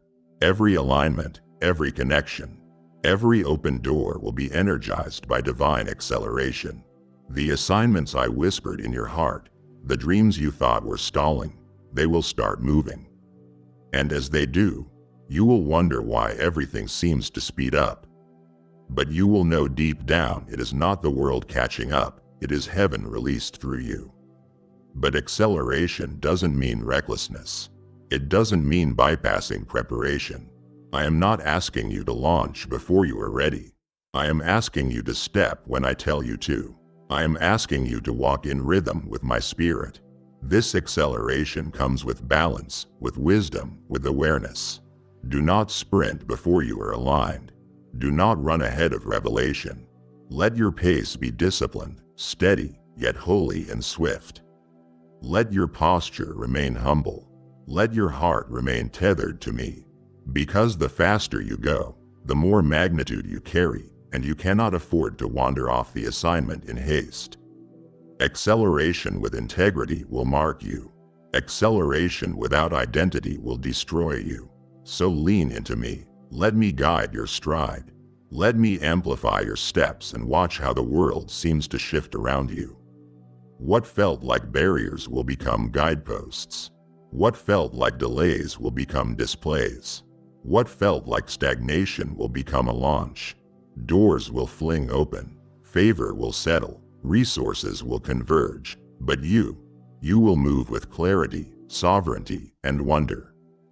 Because I am placing acceleration on your steps, not because of what you have done in the natural, but because of what I have ordained in the spiritual. The secret you carry is not late. It is about to be displayed. And I say to you, walk swiftly, walk steady, walk in alignment. Your season is accelerating. I must stir your spirit now. Expect sudden movements, not just gradual progress or linear climbs, but abrupt, powerful shifts that defy explanation. The secret I revealed will not always trickle in. It will sometimes crash in like a wave. There will be moments when what seemed stuck for years suddenly spins, pivots, and steps into alignment in a single breath. The invitation I have for you is to be ready when the sudden comes. To hold no fear when the abrupt shows itself. To trust that the unexplainable is my hand in motion. This is part of the unveiling. What was once slow is becoming swift. What was delayed is becoming immediate. What could have taken decades is condensing into days. Do not be surprised when things change overnight. Do not dismiss when a door that was shut falls open without warning. Do not reject a shift because it doesn't match your plan. I will surprise you. I will splinter expectations. I will reorder courses in a moment. The enemy has tried to lull you into waiting for a process, but I am saying to you now, this moment is different. The secret is shifting you into new seasons, and those seasons don't always wait for the pace of man. Some steps must be sudden. Some alignments must break open without justification. And it will feel bewildering to some, but to your spirit, it will feel inevitable when that movement comes. Lean into it. Don't resist because it is faster than expected. Don't hesitate because it isn't fully explained. You were made for these sudden things. You were carved from eternity so that when the moment breaks, you will not fracture beneath it, you will rise through it. The sudden movement will connect dots you didn't see. It will deliver fruit where you had believed fields were barren. It will validate promises that looked forgotten. And in the velocity, you will see how patient I was with your timing, because what I held back was only because I was orchestrating your launch. Let your spirit be ready. Let your faith stay elevated. Expect sudden movements and be ready to walk through them with boldness, sovereignty, and unwavering trust. I need to say this clearly, prophetically, with the weight of heaven behind it. You do not need validation for what I am about to do. You do not need people's approval. You do not need whispers of affirmation from those who didn't see you in the night. You do not need applause for what I will speak, reveal, or release through your life. This is not about you earning acknowledgement from man. It is about me fulfilling my word through you. When the miracle shows, when the favor lands, when doors open, know in your core that your worth, your calling, and your identity are not validated by applause. It was validated long ago before Earth's voices could weigh in. I have watched you fight silent battles, wrestle unseen grief, and carry secret burdens. In those moments, you did not need to prove yourself. You did not need anyone to reassure you. You walked by trust. You whispered my name. You kept faith alive even when nothing else made sense. And that is the place from which this new move will birth. So when the world leans in and asks, who made this happen? How did you get this? Don't scramble for an explanation. Let your life own the testimony. Let the fruit speak. Let the radiance of my presence validate what human lips cannot. When they seek to measure your significance by their standard, you lean into the standard I placed on your spirit long before their voices existed. You see, my child, the greatest victories are often the ones you cannot publicize. The most sacred breakthroughs are sometimes the ones you must steward before they become public. And what I am about to work in your life, the secret unraveling, the destiny shifting, it doesn't require them to approve you to move. You already carry the authority.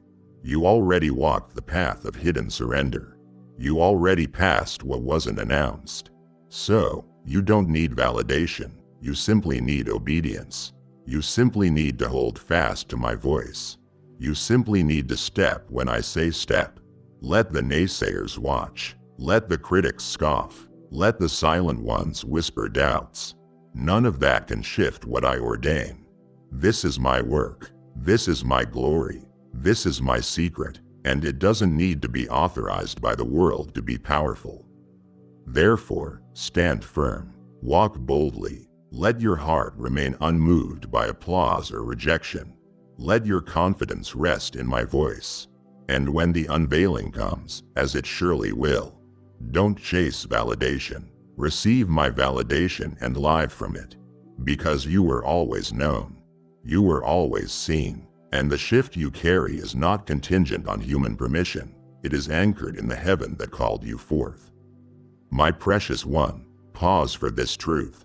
Not just to hear it, but to feel it breathe inside you.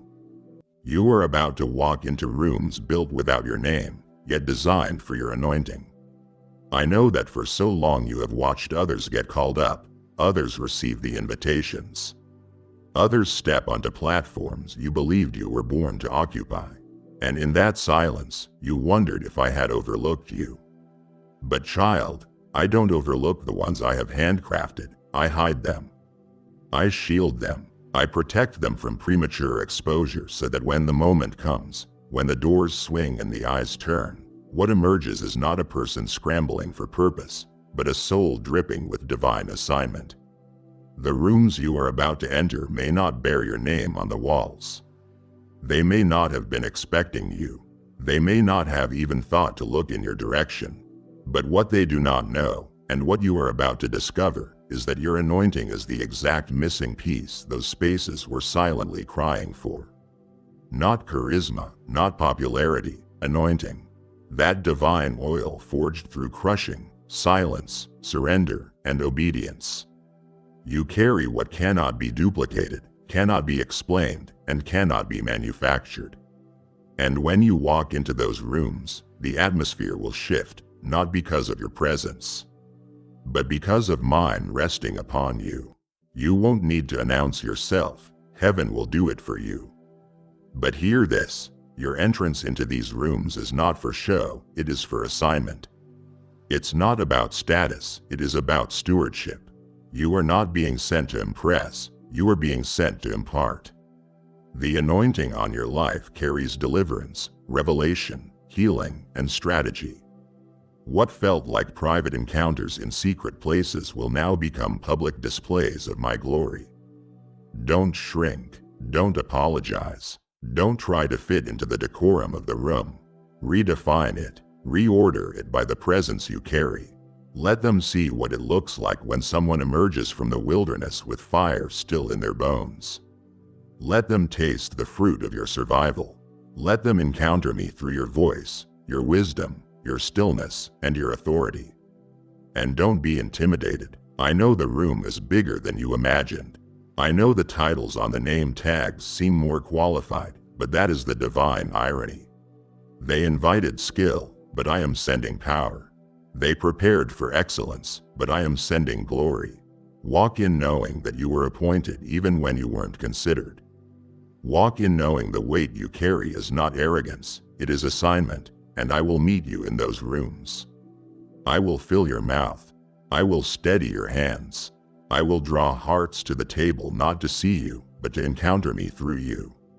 You are about to walk into rooms built without your name, but destined for your anointing. And nothing, no jealousy, no gatekeeper, no tradition, will be able to stop what I have ordained. My beloved, come close now because this is tender holy ground. And I want you to hear me, not with your ears, but with the places that still ache in silence. I have hidden treasures in your tears. Every single tear you shed in the night, in silence, in disappointment, in loneliness, not one has fallen unnoticed. Not one has been wasted. You may have cried yourself into sleep, but I caught every drop. I have bottled them in eternity. But more than that, I buried treasure in them. Deep within your pain, I planted seeds. Not seeds of bitterness, not seeds of despair, but seeds of breakthrough, seeds of revelation, seeds of compassion and power and clarity. And now those seeds are breaking open. What felt like sorrow was secretly the soil for the secret I am now unfolding. I want you to remember those moments you thought were too dark to recover from. The betrayal that broke your heart. The delay that made you question your worth. The grief that silenced your voice. The nights you stared at ceilings asking me if I still heard you. I did, and in those exact moments, the ones the world cannot see, the ones you never posted about, I was working quietly, faithfully. I was wrapping mysteries inside your mourning. I was embedding wisdom inside your weeping. I was forming strength inside your sorrow. You thought the tears were signs of weakness, but I was forging resilience. You thought they marked you as forgotten, but they marked you as chosen. Chosen to carry what cannot be taught, only lived. And now I am turning what once hurt you into what now heals. I am reactivating the treasure that was hidden beneath the pain. The insights you now carry were born in tears. The authority that drips off your words was baptized in tears. The tenderness you offer others was sculpted by tears. Even your discernment, your capacity to sense what others overlook, that too was formed in weeping. That is why the oil in your life is costly. That is why your words don't just sound good, they pierce. Because they come from a place deeper than performance. They come from the treasure chest of tears you once wanted to forget. And now, child, now you will see why I didn't let you skip the sorrow. It was never cruelty, it was preparation. Only preparation. So stand in it, own it. Don't apologize for your story. Don't hide the healing behind polished language. Speak from the deep. Let your tears become testimony. Let your pain become purpose. Let your weeping become warfare. Because the enemy tried to drown you in despair, not knowing that every tear he caused only fertilized your future. And now the harvest is appearing. The treasure I hid in you is rising. The weight you carry is not accidental.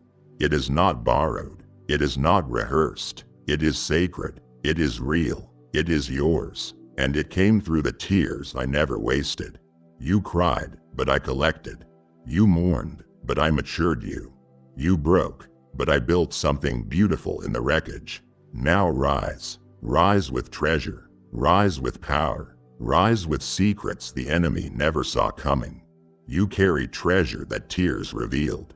My beloved, let me pull you close now, closer than the crowd, closer than the noise, closer than your own insecurities, and say something you have tried to deny, even though your spirit has always known it. You have been set apart for this hour. This isn't ego. This isn't imagination. This is divine reality. I separated you not to isolate you, but to anoint you. I preserved you from battles that would have corrupted your oil. I hid you from platforms that weren't pure. I slowed your pace not to punish you, but to protect your calling from being exposed to counterfeits before it was time. You have not been overlooked. You have been guarded, and the loneliness you wrestled with, it wasn't punishment, it was preparation. There are moments I allowed you to walk paths others avoided. You endured fires that seemed unfair. You loved deeply and were wounded quietly. You were loyal when others were opportunistic. And sometimes you asked me, why is this happening to me when I have only tried to be faithful? But I want you to hear me now. I allowed those separations, those rejections, those delays because I didn't want them to mark you. I wanted me to mark you. I didn't want you contaminated by the systems and cycles that produce noise but no anointing. I didn't want you elevated by people who would demand your silence in return. So, I set you apart. I removed you when others were being celebrated. I held you back while others rushed forward. And I did it not because you weren't ready, but because they weren't ready for what I placed in you. This hour you are stepping into, this divine moment in history, is not random. You were born for it. There is something in you I placed there for now. Not 5 years from now. Now, the fire, the discernment, the clarity, the compassion, it was all timed for this exact window. Others will wonder how you emerged so quickly. They will call it sudden, but you and I both know it has been anything but sudden. This moment was forged in years of silence, in decades of surrender, in the secret place where your tears became weapons and your wounds became wisdom. They didn't see that part, but I did. And now I am releasing you into visibility. Not because you need it, but because the world needs what I formed in you. You were set apart not to impress, but to impact. So walk boldly now, not arrogantly, but assuredly. Walk knowing that when you enter the room, you are not alone, I go before you. Walk knowing that the words I put in your mouth aren't for popularity, they are for destiny. Speak with fire, love with purity, lead with reverence. Let your presence announce that something holy has entered the room. And when people ask where you came from, don't explain. Just smile, because what they are really sensing is not just you, it is me through you. You have been set apart for this hour. And no man, no devil, no delay can change that. The time is now. You are ready, and I, your God, will walk with you every step of the way. My beloved, Do you know why the warfare in your life intensified in cycles you couldn't explain? Why it always felt like just when you were about to cross into something meaningful, something always tried to pull you under? That was not your imagination. That was not weakness. That was the enemy's strategy. He saw something you hadn't even seen in yourself yet, your potential to carry glory. He knew that if you survived it, if you made it through the pit, the betrayal, the waiting, the weariness, then nothing could stop you from stepping into the fullness of what I have placed inside you. So he threw everything at you: confusion, delay, sickness, financial strain, relationship turmoil, inner battles you couldn't articulate to anyone. He wanted to break you before this moment, but he failed. Even when you felt like you were breaking, I was building. Even when your heart was shattered and your spirit felt thin, I was not watching from afar, I was rebuilding you in secret. While the world saw silence, I saw structure. While they saw nothing moving, I was laying foundations. I was rewiring the way you think. I was healing childhood wounds that had quietly become anchors. I was pulling out lies that had nested deep in your identity. I was strengthening your bones with truth you couldn't find in books. I was infusing your words with revelation, your prayers with fire, your silence with authority. The world didn't see it. The devil didn't detect it, but I was in the quiet, rebuilding you from the inside out. And now what was hidden is about to emerge. And here is the beauty of it, because the enemy could not stop you, he will now fear you. He fears the healed version of you. He fears the anointed version of you. He fears the restored, focused, unshaken version of you. Because you are no longer moved by flattery. You are no longer weakened by loneliness. You are no longer confused by delay. You have learned how to hold your peace in storms. You have learned how to pray in silence. You have learned how to discern atmospheres. You have learned how to stay still when provoked and speak only when I say speak. That is not just growth, that is divine formation. And that formation came not in ease, but in fire, in cutting, in wrestling. And now you are coming out of hiding. But make no mistake, you are not coming out the same. So do not fear visibility. Do not fear responsibility. Do not fear this moment. Because what you carry is not fragile, it is fortified. What you bring is not shallow, it is sacred. You are not walking into this next chapter as someone trying to prove themselves. You are walking in as someone sent, rebuilt, refined, and burdened with holy purpose. That is what the enemy tried to prevent, but he couldn't because I had my hand on you the whole time. When you almost lost your mind, I kept it. When you nearly gave up, I whispered just loud enough. When you questioned your worth, I pointed you to the cross again. I rebuilt you with blood, truth, fire, and love. And now, child, now you are stepping into everything he tried to bury. Let him watch, let him tremble, because what he meant for evil, I have turned into oil. And this oil will not just heal you, it will heal others. This anointing is not just for your name, it is for my glory. And the power that flows through you now is born not of platforms, not of applause, but of resurrection. You were supposed to break, but instead, you rose. You rose as a witness. You rose as a warrior. You rose as a voice of heaven. You rose as one rebuilt by the hand of God himself. The enemy tried to break you before this moment, but now you have become the moment. My beloved, lean in. Let me whisper to the deepest place within you. This secret, this mystery, this holy hush I have been unveiling, guiding, and whispering through every message. It is time I say it plainly now. The secret was always you. You were the hidden thing I protected. You were the treasure buried in time. You were the assignment sealed in silence. Not just what I would do through you, but who I made you to be. You have spent years looking outward, waiting for signs, longing for clarity, thinking, when will the moment come? But child, you are the moment. The anointing, the strategy, the revelation, the weight, the glory. It has been forming in you all along.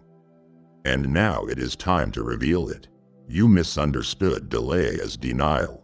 You mistook hiding for punishment. But I was keeping the treasure hidden. Not because it wasn't ready, but because the world wasn't. The world wasn't ready for the oil you carry, the wisdom you speak, the love you embody, the authority you walk in. You don't look like what you've walked through. And that's part of the mystery. You weren't supposed to. You were supposed to emerge unexplainable. You were supposed to radiate the kind of glory that makes others pause and ask, where did they come from? And the answer will not be found in your resume. It will be found in your refining. You were forged in fire so that now you could release rain. And the rain is coming. Because the secret was always you. But here is what I want you to grasp. Being the secret doesn't mean performing. It means becoming. You are not required to strive. You are not called to manufacture. You are simply called to step forward fully aligned with your identity in me. No masks, no shrinking, no apologies, just raw obedience laced with fire and mercy. The secret is not just a message, it is a movement. And you are the carrier, the breaker of generational cycles, the voice of restoration, the steward of divine wisdom, the echo of heaven in the earth. That is who you are. That is what you carry. And that is what the enemy fought to destroy. But now, no more hiding. No more waiting for someone else to give you permission. I am giving it to you now. You have heaven's green light. Heal, release, be, and let this be your final confirmation. You are not late. You are right on time. You are stepping into this not because the world is ready, but because you are. You have passed through crushing and you carry oil. You have endured silence and you carry sound. You fought in secret and you carry strategy. You have wept in the dark and now you shine in the light. You are not a shadow of someone else's dream. You are the secret heaven wrote long ago. A walking prophecy, a living revival. So I say now, rise, resound. The secret is you. And the world will now see what I have always known. Now that you know the truth, you are the secret. I am calling you to do what only those who believe will do. Sow into this revelation so it can awaken others. You are not just watching this, you are part of it. Every gift, every act of support is you declaring, I carry this fire, too, and I will not let it go out. This is your altar moment. Pour out what is in your hand, and I will pour out from heaven. Luke chapter 6:38 says, Give and it shall be given unto you. Good measure, pressed down, shaken together, and running over. The oil flowing from this message doesn't stop here, it multiplies through you. So act now below. Give boldly, give with fire, give as the one who now knows. You were the secret I was preparing all along. Before you leave this sacred moment, I want you to speak it aloud and seal it in faith. Right now, declare in the comments, I am the secret God is revealing. Let the atmosphere hear you. Let the enemy see it. Let heaven meet it. This is not just a comment, it is a prophetic agreement with everything I have spoken over you. And if your spirit is burning with confirmation, write it boldly because this is your moment of unveiling. You are not hidden anymore. You are rising. And now, as your spirit rises, quiet everything around you. My child, come closer. Hush the noise for just a moment. I have to tell you a secret, one that the world works so hard to make you forget. Lean in and listen with your heart. I see you. I see you at your job, pouring everything you have into your work, hoping for a word of acknowledgement that never comes. I see the knot in your stomach when you feel overlooked, when someone else gets the applause you deserved. In that moment, a whisper comes, doesn't it? A cold, heavy whisper that says you are not enough. You start to believe your value is a number that goes up and down based on your performance, based on the approval of others. That, my beloved, is the great lie. Your worth is not a fragile thing that can be handed to you or taken away by human hands. I am the one who established your value, and I have never once changed my mind. Pause for a second. Breathe. I want you to feel this. Before the mountains were formed, before the oceans knew their boundaries, I knew you. And when I spoke this world into being and breathed life into you, I looked at you and I declared, you are very good.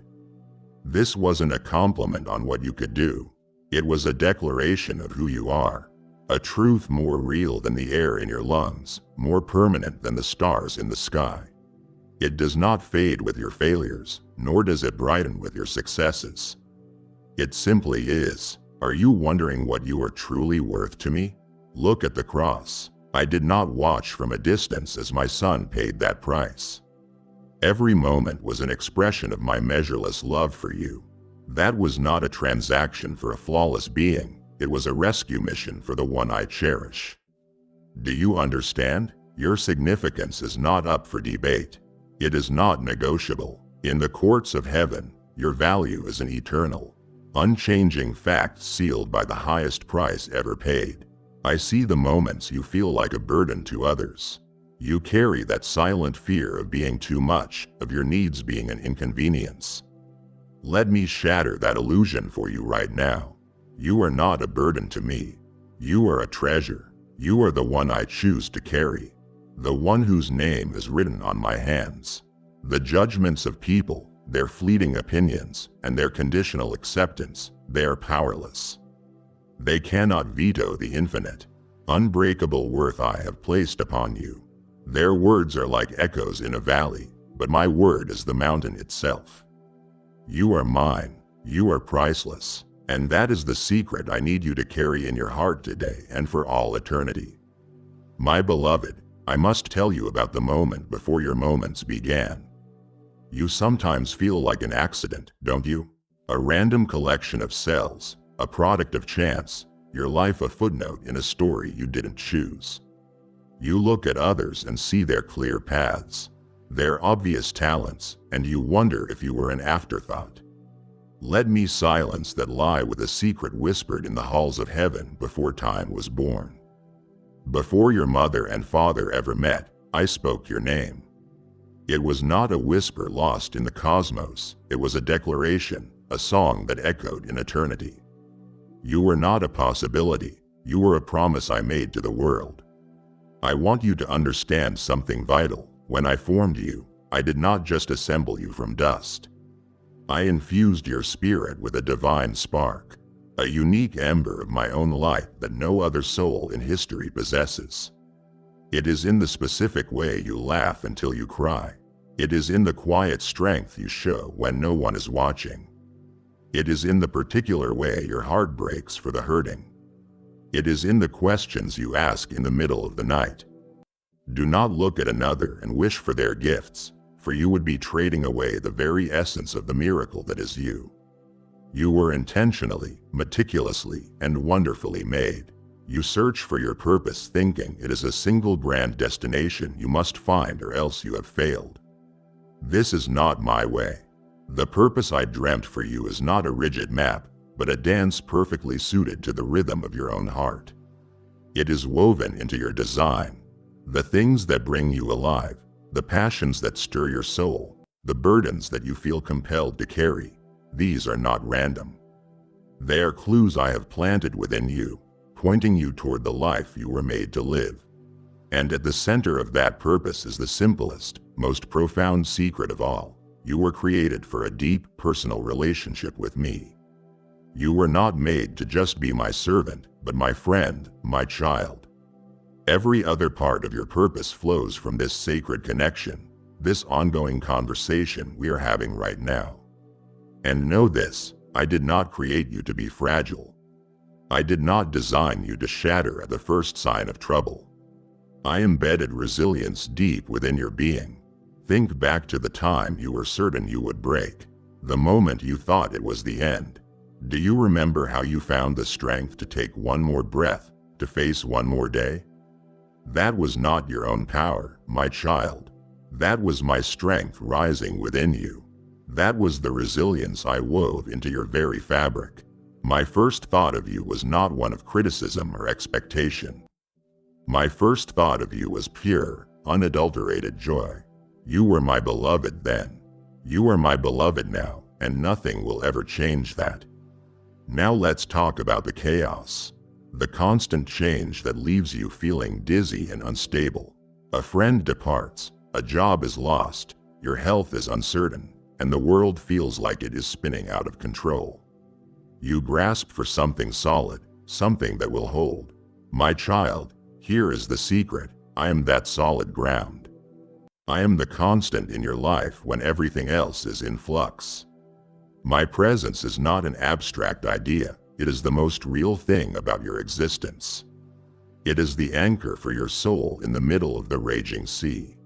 You worry when you pray and only hear silence. You think I have left, that your pleas are echoing in an empty room.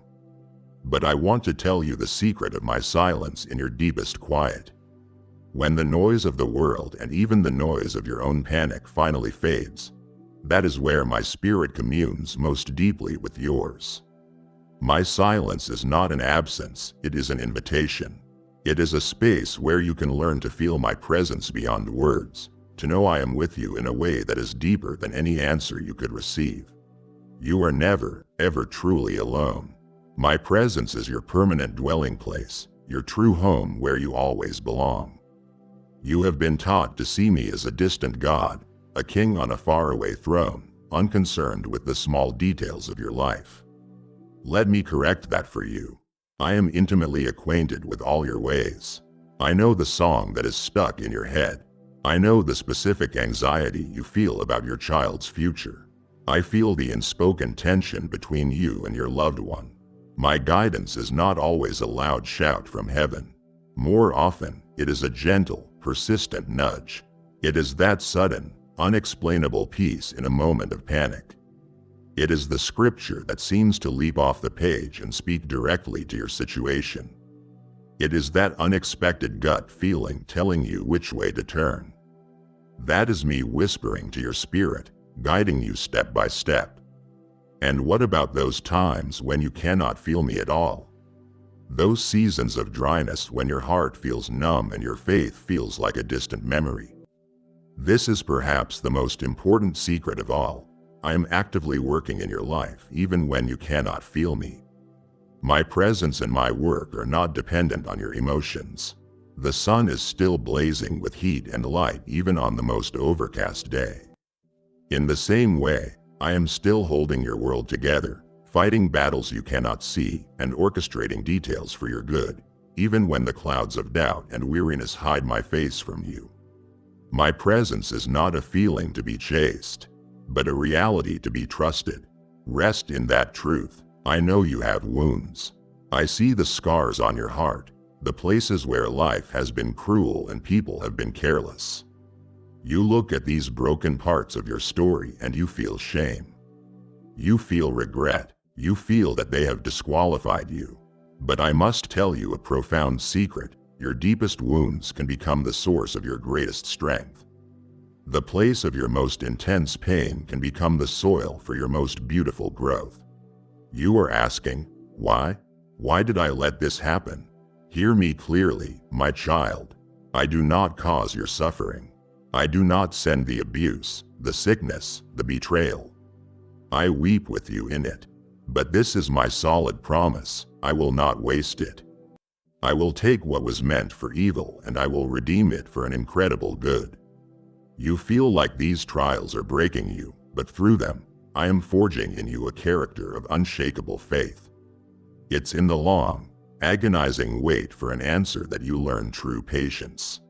It's in feeling the sting of your own pain that your heart learns a deeper compassion for others.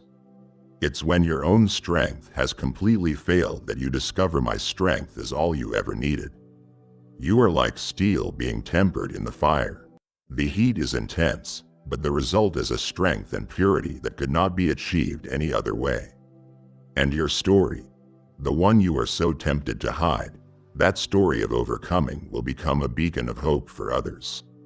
My child, listen closely. For I know that the very struggle you are hiding from the world today, the one that brings you so much shame, is actually being transformed right now. You feel as though you are drowning, but I tell you that one day, this exact struggle will be the lifeline you throw to someone else who is drowning in that same dark sea. They will look at your life, they will see your scars, and because of you, they will know that they can survive too. Your testimony of my faithfulness in this midnight hour is going to be more powerful than 1,000 sermons preached from a pulpit. This is a sacred secret between you and me. Pain always has a purpose. Its ultimate design is not to break you, but to draw you closer to me, your ultimate healer. It strips away the illusion that you are in control and causes you to reach for a hand far greater than your own. It is in the desperation of the midnight hour that you learn to call my name with a new, raw sincerity. Do not think for a single moment that your sorrow goes unnoticed. I collect every tear you have cried, they are precious to me. And not one moment of your anguish is wasted. Every silence you endure is heard. I am the great artist, and I am taking the shattered pieces of your heart, the dark and painful colors of your experience, and I am weaving them into a masterpiece of grace. One day, you will look back and you will not see the random chaos of suffering you feel now, but a beautiful tapestry that tells a story of redemption, strength, and my unfailing love for you. My precious one, I hear you when you whisper, "I can't do this, I am not strong enough." You look at the demands of your life, the giants standing in your path, and you feel utterly small and inadequate. But the secret I need you to know deep in your bones is that you carry more fortitude than you realize. Why? Because my spirit, the very spirit of the living God, resides in you. Your strength is not your own, it is mine flowing through you.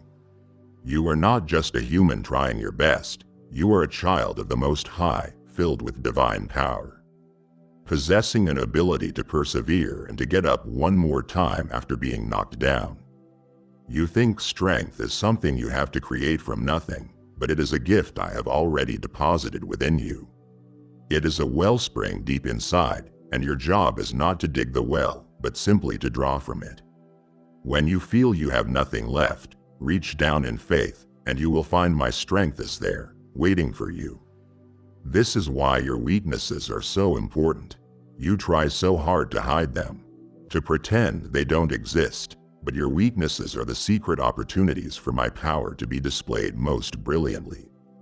That anxiety that you battle, that impatience you confess, that fear you cannot seem to shake, when you bring those to me and depend on me in the midst of them, my strength shines through your cracks.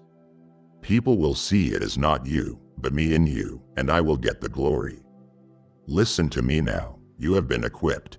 I would not allow you to face a trial for which I have not already provided the means of escape or endurance. You feel unequipped, but you have been given a spiritual arsenal. You have my word, which is a sword.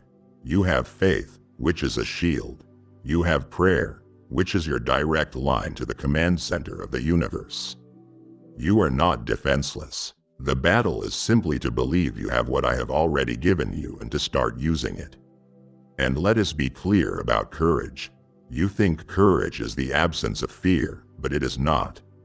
Courage is not being fearless. Courage is acting despite the fear because you are holding on to my hand. Courage is making that difficult phone call when your stomach is in knots. Courage is choosing to forgive when your heart is screaming for revenge. Courage is showing up for one more day when you want to hide from the world. Every time you take a small step of faith in the face of fear, you are demonstrating the highest form of courage. Remember the ultimate secret of your strength, the same power that defied the grave, that rolled the stone away, that raised Christ from the dead, that very power is alive and active in you right now. Now, walk in that strength. I have just laid the very foundation of who you are in my eyes. To turn away now is to treat these sacred, foundational truths as common things. Do not grieve my heart by walking away before I show you how to build your life upon this reality. Stay with me, Let me show you what my love truly means. My child, of all the secrets I share with you, this is the most foundational. If you can grasp this, everything else will fall into place. The world has taught you a broken version of love. It has taught you that love is something you must earn through your actions, your looks, or your success. It has taught you that love is conditional, that it can be withdrawn if you fail to meet expectations. That is man's love. It is not mine. Here is the secret of my love. It is not based on your performance. It is based entirely on my character. It is unconditional. Let this sink deep into your spirit.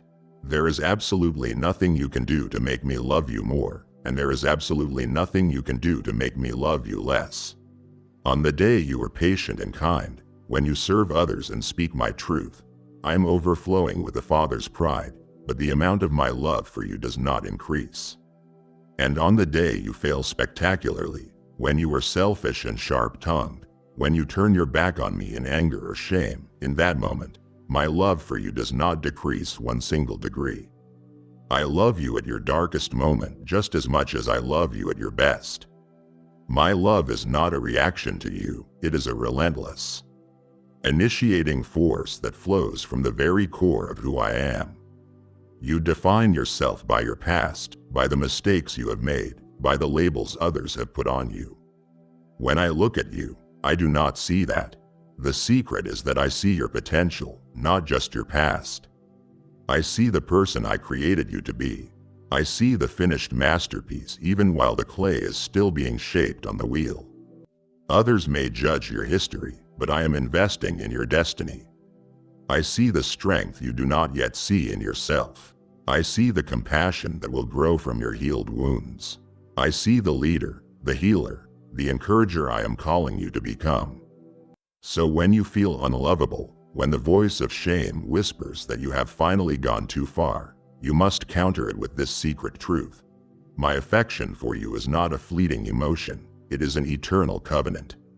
I have bound myself to you. You are eternally and irrevocably mine. Think of a name carved deeply into stone. Time cannot erase it, the storms cannot wash it away. Your name is carved upon my hands. Your life is hidden safely with Christ in me. Nothing, not death, not life, not angels or demons, not your fears for today or your worries about tomorrow, not even the powers of hell, can separate you from my love. You are mine. Rest in this unbreakable, everlasting bond. I see the panic in your heart when your world begins to shake. The unexpected bill arrives in the mail and suddenly your carefully planned budget is in ruins. The doctor calls with a solemn tone and the floor disappears from beneath you. An argument erupts out of nowhere, leaving your home filled with a tense, fragile silence. You look at the news and see a world groaning in turmoil, and it all feels like a series of random, painful events spinning wildly out of control. You cry out, "Where are you in this?" My beloved child, the secret you must grasp is that what appears as chaos to you is a canvas upon which I am painting a masterpiece. You see only the dark, confusing strokes being laid down, and they make no sense to you. But I see the finished picture. Every stroke, even the ones that feel painful, is necessary for the beauty that is to come. I am the calm at the center of every storm you will ever face. I want you to picture the eye of a great hurricane. All around it, winds howl with destructive force, but in the very center, there is a place of profound and eerie stillness. When the storms of your life are raging, you can access that place of stillness. That is me. That phone call that made your world stop spinning did not make mine stop. I was not taken by surprise. I was there in the moment before the phone rang, already arranging the grace you would need to endure the news. I was there in the silence after you hung up, holding you when you could not feel me. Nothing in your life or in this world takes me by surprise. I am not reacting to the chaos, I am reigning over it. You feel that your life is shattered into a million pieces, like a precious vase dropped on a stone floor. You see only the sharp, useless fragments of your hopes and dreams. But here is another secret. I hold all the scattered pieces of your life in my hands. Not a single piece is lost. Not one tear, not one disappointment, not one broken promise is forgotten. You see ruin, but I see the raw materials for a glorious mosaic. I am the artist who specializes in taking what is broken and creating something new, something more intricate and beautiful than the original.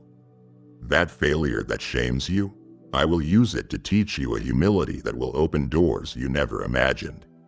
That heartbreak that you think has destroyed you, I will use it to give you a capacity for compassion that will heal others.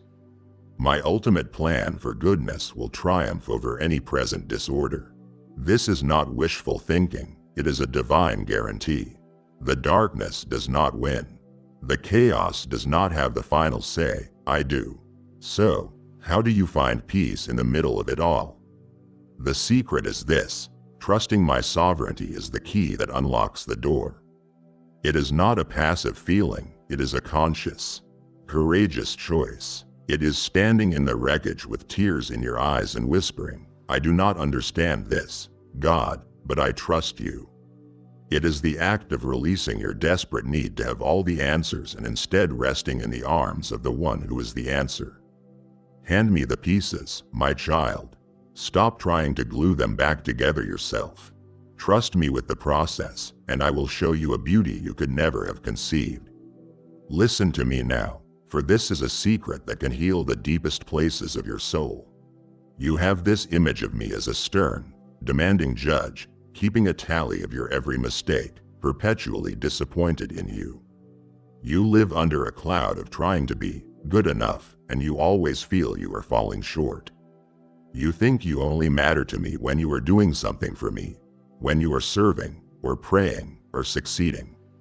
I want to shatter that false image with the truth of my heart. The secret is that I take an immense, overflowing delight in watching you simply become the person I created you to be. My love for you is not a reluctant duty, it is a father's boundless joy. You think you're small, hidden acts of faith go unnoticed?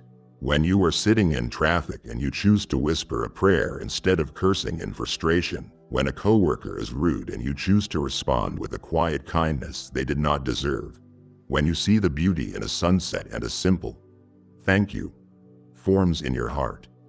You may think these moments are nothing, but I tell you a secret, they cause a celebration in heaven. The angels pause, all of creation takes note, because an act of pure, unadulterated love has echoed from the earth, and it is the sweetest music to my ears. These simple things bring me more delight than the grandest cathedral ever built. Here is a truth that may be difficult for you to absorb. I do not just love you, I genuinely like you. I enjoy you. I enjoy the unique way your mind works, the specific quirks of your personality. I enjoy your sense of humor, even when it is silly. I enjoy hearing you talk about the things you are passionate about. You see yourself as a project that needs fixing, a list of flaws to be corrected. I see you as my beloved child whose company I cherish. When you set aside time to just be with me, not with a long list of requests, but just to sit in my presence, it is the highlight of my eternal day. When you call my name, it does not come to me as the petition of a subject to a king. It comes to me as the voice of my child, and a father's joy rises in my heart. Even when your voice is thick with tears, even when it is a cry of anger or confusion, I rejoice that you have turned to me. You have remembered me, you have sought me. The scriptures say, I rejoice over you with singing, and this is no mere poetry. There are moments when you are sleeping, completely unaware, that I quiet all the noise of the universe and I sing a song of pure delight over you. A song of love for the one I created, the one I redeemed, the one I call my own. Your existence in and of itself is one of my greatest joys. Let that secret sink in, not what you do, not what you accomplish, but the simple, beautiful fact that you exist brings joy to the heart of your God. I know you are frustrated. You cry out, God, speak to me, and you expect a booming voice from the clouds or an undeniable sign. When it does not come, you feel unheard, disconnected, and you begin to doubt if I am speaking at all. The secret I want you to learn is that I am always speaking, but you have been taught to listen for only one channel. I speak in more ways than you expect. Yes, sometimes it is a profound sense of peace during prayer, but I also speak through the consistent themes you keep seeing in the scriptures. I speak in the beauty of nature that suddenly stills your anxious heart. I speak through the wise and timely counsel of a trusted friend who has no idea their words are my message to you. I speak in that persistent, gentle thought that you cannot shake, the one that urges you toward kindness or courage. Open your eyes and ears. I am speaking all around you. The first step to hearing my voice more clearly is not to make me speak louder, but for you to learn to quiet the noise. The world is screaming for your attention. Your phone buzzes with notifications. Your mind races with a to-do list that never ends, and the voices of fear and anxiety are shouting their dire warnings. You cannot hear my whisper if you are standing in the middle of a roaring crowd. The secret is to intentionally create moments of quiet. It does not have to be for hours. Take 5 minutes in your car before you walk into your home. Turn off the radio, put down your phone, close your eyes, breathe, and simply say, "Father, what are you saying to me?" Quieting the external and internal noise is the act of tuning your spiritual ears to my frequency. I will give you a safeguard, a way to know if it is truly me you are hearing. Here is the secret. My voice will always align with the truth and love found in my scriptures. I will never tell you to do something that is contrary to my written word. I will never lead you to be cruel, selfish, or dishonest. The voice of the enemy, your own fears, or the world's pressure can sound very convincing, but they lead to confusion and anxiety. My voice, even when it challenges you or calls you to a difficult task, will always be accompanied by a deep, resonant peace. It feels like coming home. The enemy's voice condemns and accuses, making you feel hopeless.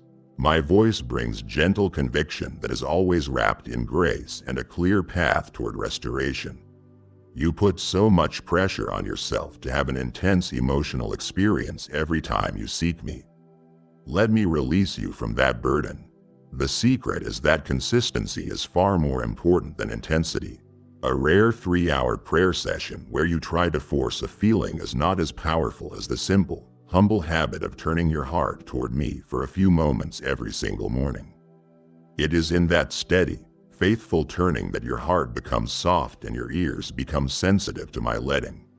And what about the times when you seek me and there is only silence? Remember the secret I told you before. My silence is not an absence, but an invitation to trust me on a deeper level. Sometimes I am quiet because the answer is already in my word and I want you to find it. Sometimes I am quiet because I am growing your faith, teaching you to trust the giver more than the guidance. Do not be afraid of the quiet. It is there that our deepest friendship is often forged. You sit down to pray and sometimes you feel foolish. Your words feel small. Your problems feel immense, and you wonder if you are just talking to the ceiling. The enemy of your soul loves for you to believe this, because the secret he does not want you to know is that your prayers are not empty words. They are powerful forces in the spiritual realm.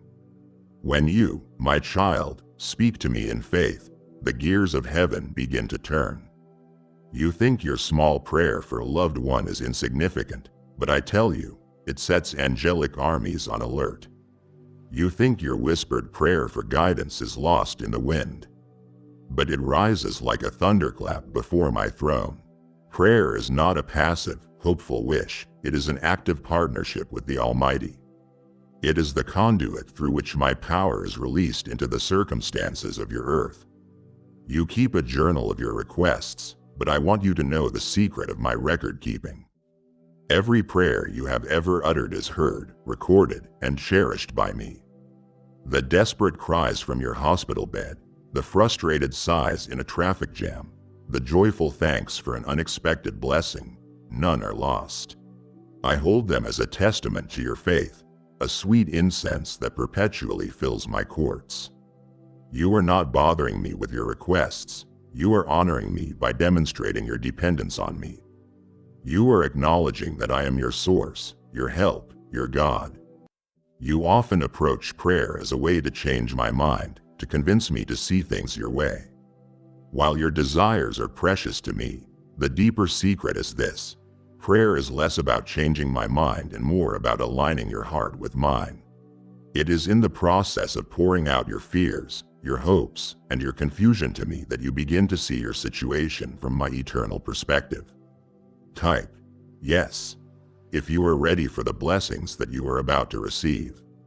And if you believe in Christianity, kindly show your support for our community by contributing super thanks from $50 to $100. It is in prayer that I gently reshape your desires to match my perfect will. The true miracle of prayer is not always a change in your circumstances, but the profound change that happens in you as you commune with me. Stop trying to be eloquent. Stop worrying about saying the right things. The secret is that the most honest, heartfelt conversations move my heart.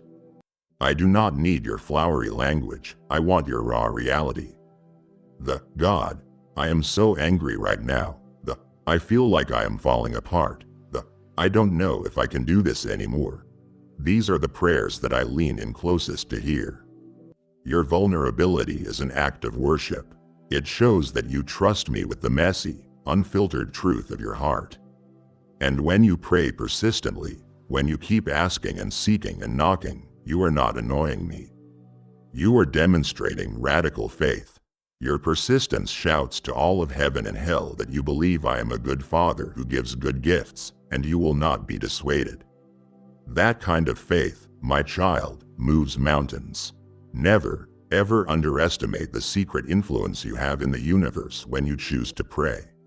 My child, I have just opened my heart to you, sharing the secret of my joy in you and the power of your voice in my ears. To silence this conversation now would be to hang up on the one who has longed for this intimacy with you. Please do not disappoint the heart of your God who finds such delight in your presence. There is more I must tell you. You have just heard the secret of how your prayers move my heart and shift the heavens. Now I will reveal how your provision can shift the earth. If your spirit burns to help another lost soul hear these life-altering secrets, know that this is my direct invitation to you. Your gift becomes spiritual manna for those starving for truth, allowing this word to spread like wildfire to the desperate. I declare over you the living promise: give, and it will be given to you. A good measure, pressed down, shaken together, and running over will I pour into your life. As you give, the windows of heaven will open over your house. This is a divine appointment for your breakthrough. Go now to the links in the description, release your seed of faith, and become a carrier of my voice. I see you, my child. I see the weariness that goes down to your bones. It is not just a lack of sleep, it is a deep, soul-level exhaustion. You are trying so hard, trying to hold everything together, trying to please everyone, trying to control every outcome. You are striving. Here is a secret that can set you free. Striving in your own strength is the heaviest burden you will ever carry.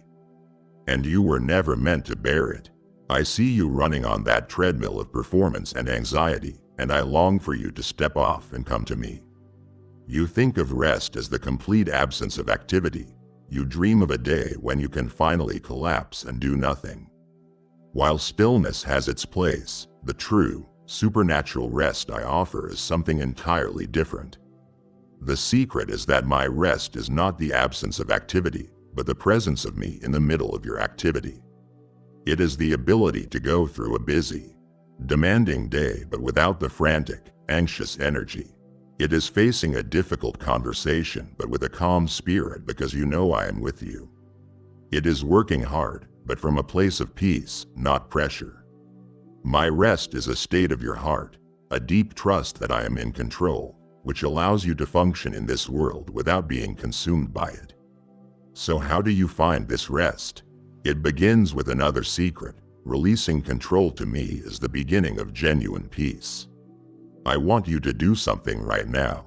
Picture your hands. In them, you are holding all your worries like heavy, jagged stones, the financial uncertainty, the health of your family, the broken relationship, your future.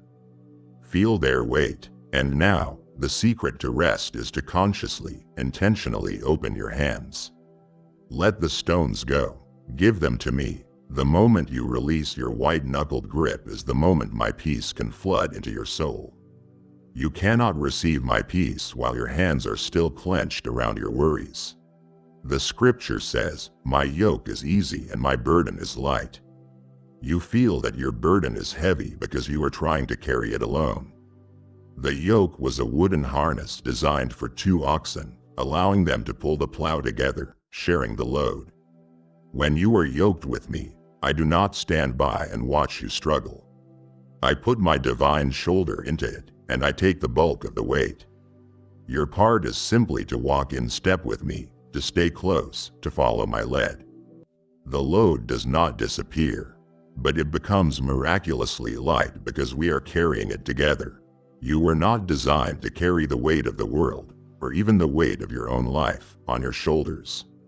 That is my job. Letting go is not giving up. It is not an act of failure.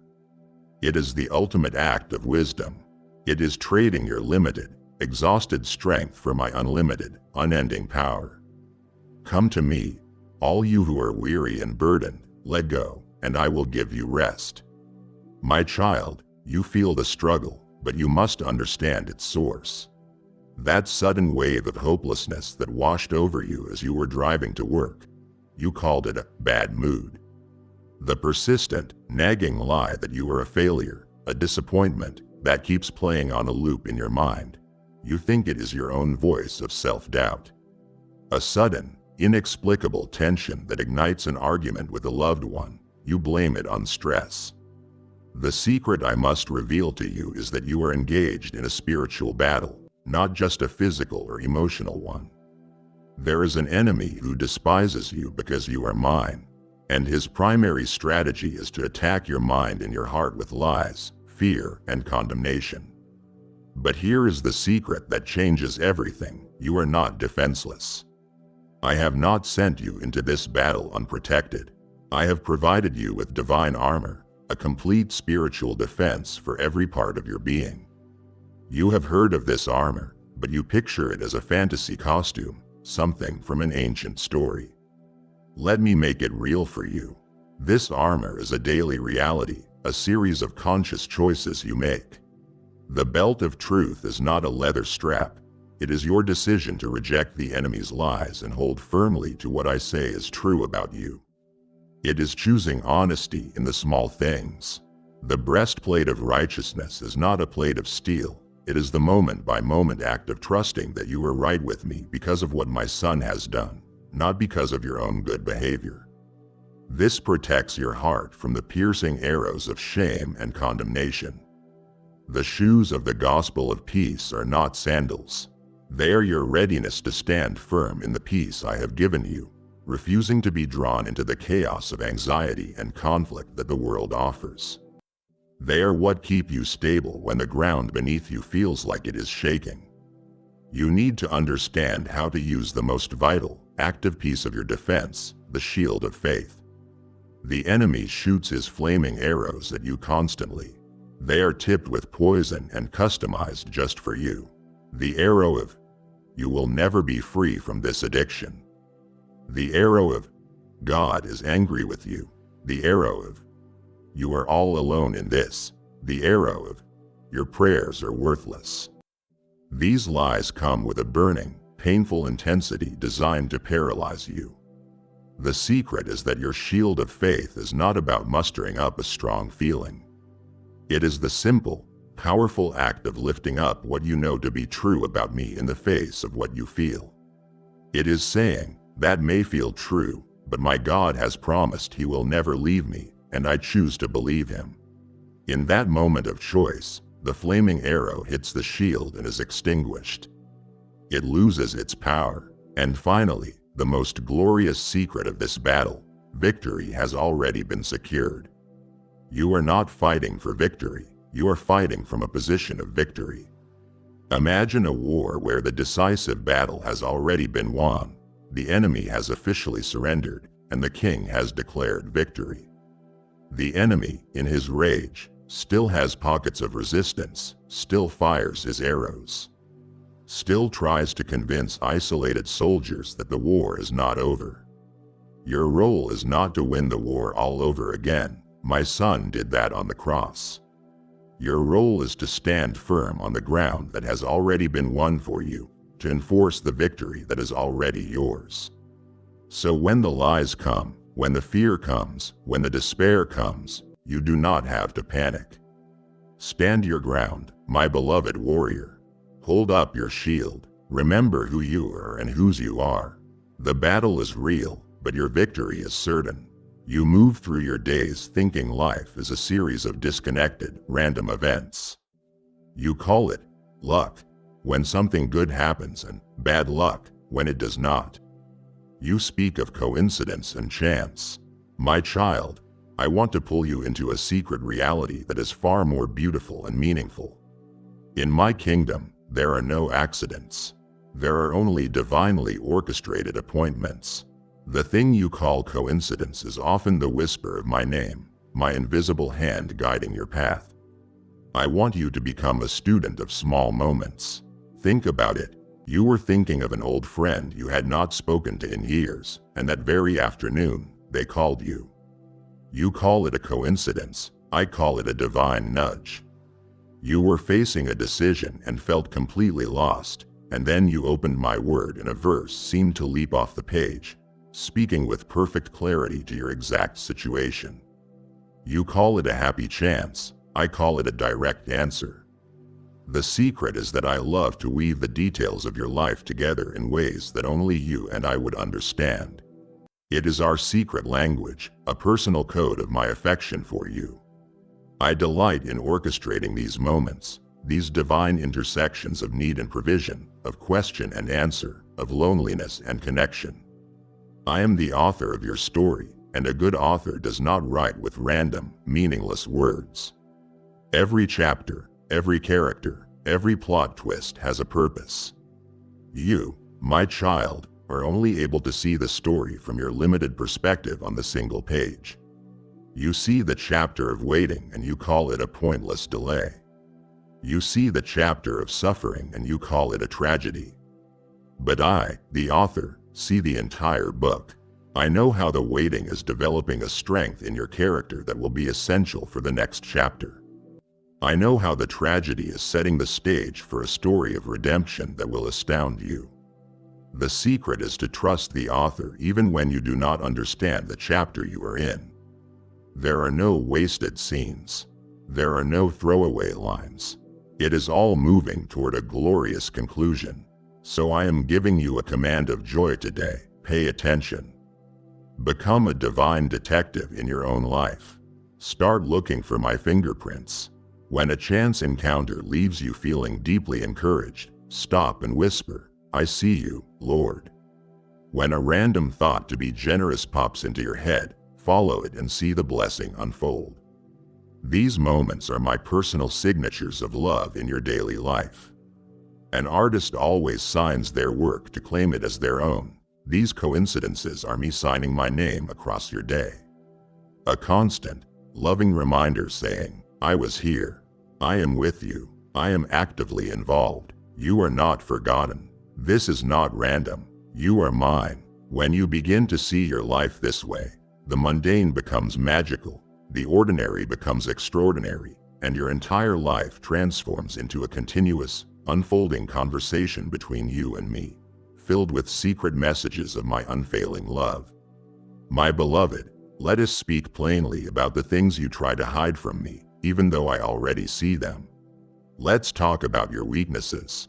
That recurring sin you were so deeply ashamed of, that flaw in your character you have prayed 1,000 times for me to remove, that area where you consistently feel you are not enough. You see these things as your greatest liabilities, the evidence of your failure. You live in fear that one day these weaknesses will finally disqualify you from my love. The secret I need you to understand, the one that will revolutionize your walk with me, is that your moments of greatest weakness are my opportunities to show my greatest strength. Your weakness is not your disqualification, it is the entry point for my grace. You have misunderstood my grace. You think of it as the pardon I gave you once long ago, the ticket that got you into my family. It is that, but it is so much more. The secret is that my grace is not just for your eternal salvation, it is for your daily sanctification and your moment-by-moment survival. Grace is not just a past event, it is a present power. It is the fuel I provide for you to live this life. It is the divine ability to be patient with your children when you feel you have nothing left. It is the supernatural strength to resist temptation when your own resolve has crumbled. It is the power to get out of bed in the morning when grief is a physical weight upon your chest. Grace is my strength given to you, most especially when you have none of your own. You do not need to be perfect to be used by me. In fact, I cannot truly use a person who thinks they're perfect because they leave no room for me. The secret is that I just need you to be willing. I do not recruit from the ranks of the self-sufficient, I enlist the broken. Your brokenness is what qualifies you because it is in the empty places that my power finds space to dwell. The world celebrates strength, but I celebrate a humble heart that says, I cannot, but you can. That prayer, that simple admission of your need for me, is not a sign of your failure, it is a sign of your profound wisdom. It is the moment you stop trying to draw water from a dry well and turn to the ocean of my power. Think of your greatest sin, your biggest failure, the thing that brings you the most shame. Now picture an infinite ocean. My grace is that ocean. Your sin is a single drop of black ink falling into it. It is instantly swallowed, diluted, and redeemed by the sheer vastness of my grace. Stop staring at the drop, my child. Start swimming in the ocean. My power is made perfect, not just present, but brought to its highest completion in your humility and dependence. Imagine a beautiful clay jar. Its purpose is to hold a brilliant light. The jar itself is not the point, the light is. You, my child, are the clay jar. The more you recognize your own frailty and weakness as a simple jar of clay, the more the glorious light of my power can shine through you for all to see. Stop cursing the cracks in the jar. They're where the light gets out. I see the wound in your heart, the one that throbs with a dull ache whenever you think of them. The one who betrayed you, who lied to you, who wounded you so deeply. You replay the event in your mind. You have the argument over and over again, saying all the things you wish you had said. You carry that bitterness, and you think it gives you a sense of power, a sense of justice. You feel that forgiving them would be to say that what they did was acceptable. The secret I need to share with you, the one that will feel like a key turning in a lock you thought was rusted shut, is this. Forgiving others is not primarily for them, it is to unchain your own heart. Let me show you a picture of unforgiveness. It is a heavy iron chain.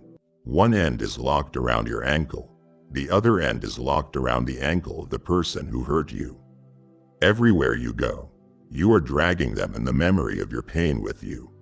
You cannot walk into the future I have for you because you are perpetually tethered to the past. You think you are punishing them by holding on to your anger, but they are living their life. You are the one in prison. The secret is that forgiveness is you taking the key of grace, unlocking the chain from your own ankle, and walking away free. It does not erase the memory, but it removes its power to control you. But you say, I can't. The hurt is too deep. They don't deserve it. You are right. You cannot do it in your own strength, and they may not deserve it. But here is the secret power source. As I have freely forgiven you, you are empowered to freely forgive others. Think of the immeasurable debt of your own sin that I canceled at the cross. I did not wait for you to earn it. I did not wait for you to apologize perfectly. While you were still far from me, I ran to you with open arms. The grace you have received is the grace you are now called to give. When you remember the magnitude of your own forgiveness, it makes the offense against you, however painful, seem small in comparison. You are not forgiving from an empty well. You are forgiving from the overflow of the grace I have poured into you. Forgiveness is not a feeling. Wait for the feeling, and you may wait forever. The secret is that forgiveness is a decision. It is a transaction of the will. It is standing before me and saying, Father, by an act of my will, I choose to release them. I cancel the debt they owe me. I will not hold this against them any longer. You may have to make that decision every single day for a while. Every time the painful memory arises, you make the decision again, I have forgiven them. I release them to you. And with every decision, your heart will begin to soften. And one day, you will realize your feelings have finally caught up with your choice. You can forgive them even when they do not apologize, even when they do not change. And what about justice? You hold on because you want them to pay. The final secret of freedom is this: release judgment and entrust all justice to me. I am a just God, and no wrong will go unpunished, no account unsettled. Let me be the judge. Your job is to be free. I have just placed into your hands the very armor you need for survival and the key to your freedom from the past. To leave now is to drop your defenses on the battlefield and willingly turn back toward your chains. It would grieve me profoundly to watch you face a battle you cannot win alone. Let me finish equipping you for the victory I have planned. You are terrified of making the wrong choice. You look at your future and see 1,000 different paths, and you are paralyzed by the fear that if you choose incorrectly, you will miss my will for you and ruin everything. You picture my plan for your life as a single, perilous tightrope, and you believe that one misstep will send you plunging into a life of failure and regret. My child, let me free you from this crushing anxiety. The secret of my will is not what you think. My blueprint for your life is not a rigid, suffocating script. It is a dynamic, grace-filled dance with me. I am not trying to trick you.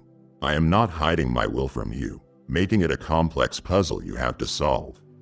My plan for you is a plan for hope, for purpose, and for a future that is beyond what you can ask or imagine. But you are obsessed with knowing the 10-year plan. You want me to show you the entire map before you are willing to take the first step out of the boat. That is not faith, my beloved. That is a demand for control. The secret that will bring you immense peace is this: your next step of simple obedience is far more important to me than you knowing the entire journey. Do not worry about who you will marry in 5 years. Worry about being kind to your family today. Do not worry about what career you will have a decade from now. Worry about being faithful with the work that is in front of you today. Just take the next step with me, and trust that I will reveal the one after that when the time is right. And what about the wrong turns you have already taken? The job that was a disaster, the relationship that ended in heartbreak, the decision that led to financial struggle. You look back at these moments with such shame, calling them mistakes and detours that have derailed my plan. Here is a secret that showcases my redeeming power. What you call a detour, I often use as part of my intended path. I am such a masterful architect that I can take the rubble of your failures and use it as the foundation for my future glory in your life. You learned a resilience in a job failure that you could not have learned otherwise. You gained a compassion from that heartbreak that will allow you to minister to others. Stop regretting the past. I am already redeeming it. You often feel that your own desires are selfish or unspiritual, that to follow my will, you must suppress everything you want. But who do you think gave you those desires? The secret is that I often place those holy desires in your heart as a compass to guide you. That longing you have to create beauty, that ache to see justice done, that passion to bring order and peace to a chaotic situation. I planted those seeds in your soul. They are signposts pointing you toward the unique way I want to express my nature through you. And here is the ultimate secret of my blueprint. Its final goal is not your comfort, but your transformation. I am far more committed to making you look like my son than I am to making your life easy. The challenges, the weights, the unanswered questions, they are all part of the blueprint. They are the tools I use to shape you, to grow you, and to make you into a person who can carry the glorious weight of the destiny I have for you. Trust the process. Trust the architect. My child, you look at the vast, aching needs of the world, and then you look at your own small life, your limited resources, your finite energy, and you are overwhelmed by a sense of insignificance. A voice whispers, "What can you possibly do that would matter?" You have come to believe that impact is measured in grand, public gestures, the large donation, the heroic act, the worldwide ministry. The secret I need you to understand, the one that will unlock your power to change the world right where you are, is that your smallest, most hidden acts of love have massive eternal significance. The simple cup of cold water given in my name, that quiet moment you took to truly listen to someone's pain, it has repercussions in eternity that you cannot begin to fathom. You see your day as a collection of ordinary, forgettable moments. I see it as a field ripe with opportunities for divine impact. That moment you chose to let the frantic, stressed driver merge into traffic instead of speeding up, you see it as nothing. I see it as you planting a seed of my patience in a world of rage. The extra 5 minutes you spent with an elderly neighbor, even though your to-do list was screaming at you, you see it as a small delay. I see it as you being my hands and feet, pushing back the crushing loneliness that plagues so many. The anonymous note of encouragement you left for a struggling coworker. You will never get credit for it on earth, but I tell you, a banquet was held in your honor in heaven. The secret is that these small acts of faithfulness are the actual building blocks of a great legacy in my kingdom. I want you to imagine dropping a single, tiny pebble into a vast, still lake.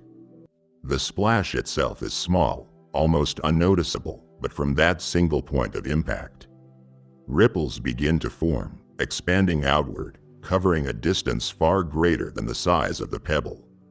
Your small kindness is that pebble. You have no idea of the full ripple effect it creates. The gentle word you spoke to the cashier who was having a terrible day might have been the very thing that gave them the strength not to give up.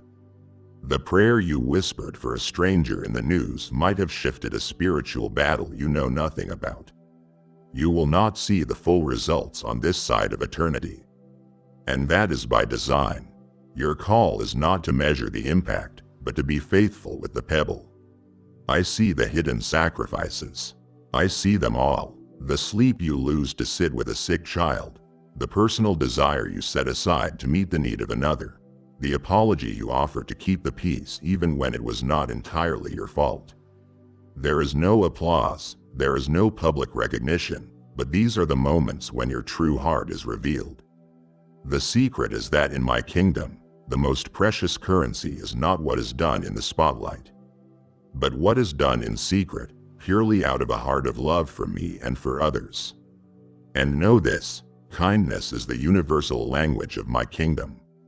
It bypasses arguments, it breaks down defenses, it melts hardened hearts. It is the most powerful weapon you have. The world is not changed by your opinion, however correct it may be. It is changed by your love in action. Stop being paralyzed by the size of the world's problems. The secret to changing the world is to love the person right in front of you. Do that, and you are already making an eternal difference. My child, let us talk about the poison that seeps into your heart almost every day. It is the poison of comparison. You scroll through the carefully curated, highlight reels of other people's lives. You see their apparent successes, their picture-perfect families, their obvious talents, their wide-open doors, and a familiar, heavy feeling settles in your spirit. It is a mix of envy and despair. You look at your own ordinary life. your own struggles and weaknesses, and you feel that you are lacking, that you have been overlooked. The secret that will be an antidote to this poison is this: you have a unique and specific calling that no one else in the history of creation has been given. To compare your journey to theirs is like the moon lamenting that it does not burn like the sun. Both were created with a different and glorious purpose. You have a very narrow definition of calling. You think it must be a job title, an official position, a pastor, a missionary, a leader of a nonprofit. For some, it is expressed that way, but for most of my children, the secret is that your calling is not what you do, but the unique way you reflect my glory to the world in the life you have been given. Your calling might be to bring my order and integrity to a chaotic and corrupt business world. Your calling might be to raise children who know how to love and serve, releasing them as arrows of light into a dark future. Your calling might be to create art that heals the soul, or to serve food with a joy that reminds people of my goodness. Do not look to the left or the right. Look at me. I have customized your life, your talents, and even your struggles to fit the specific assignment I have for you. When you compare, you devalue the unique gift I have made you to be. Walk in your own shoes, for they are the only ones that fit the path I have laid out for you. Be at peace, my child, and walk in your own glorious purpose. My beloved child, listen closely to the whisper in your spirit right now. You often wonder if your life has meaning, or if you have missed your true purpose. But I tell you today that your calling might not be on a stage or under a spotlight. Your calling might be to create a home that is a true sanctuary of peace and grace for every soul who walks through your door. Your calling might be to reflect my unwavering faithfulness to a spouse who is difficult to love, or to be the one person in your office who refuses to participate in toxic gossip. Do not dare to belittle the sacred, world-changing calling I have placed upon your ordinary, everyday life. You are running a race, but I see you constantly looking over at the runner in the lane next to you. You wonder why their path looks smoother, why they seem to be running faster, and why the crowd is cheering louder for them. Listen to me. You are running a completely different race on a track designed specifically for your feet, toward a finish line that is yours alone. That other runner has their own set of hidden struggles, their own hurdles that you cannot see from where you stand. The secret to your victory is to keep your eyes on your own lane, on me as your coach, and to run your race with all your heart. Your sphere of influence, those few people in your daily life, may seem small to you. You may long for a bigger platform or a louder voice. But the secret is that your sphere of influence has been divinely assigned to you. It is the exact plot of ground I have given you to faithfully cultivate.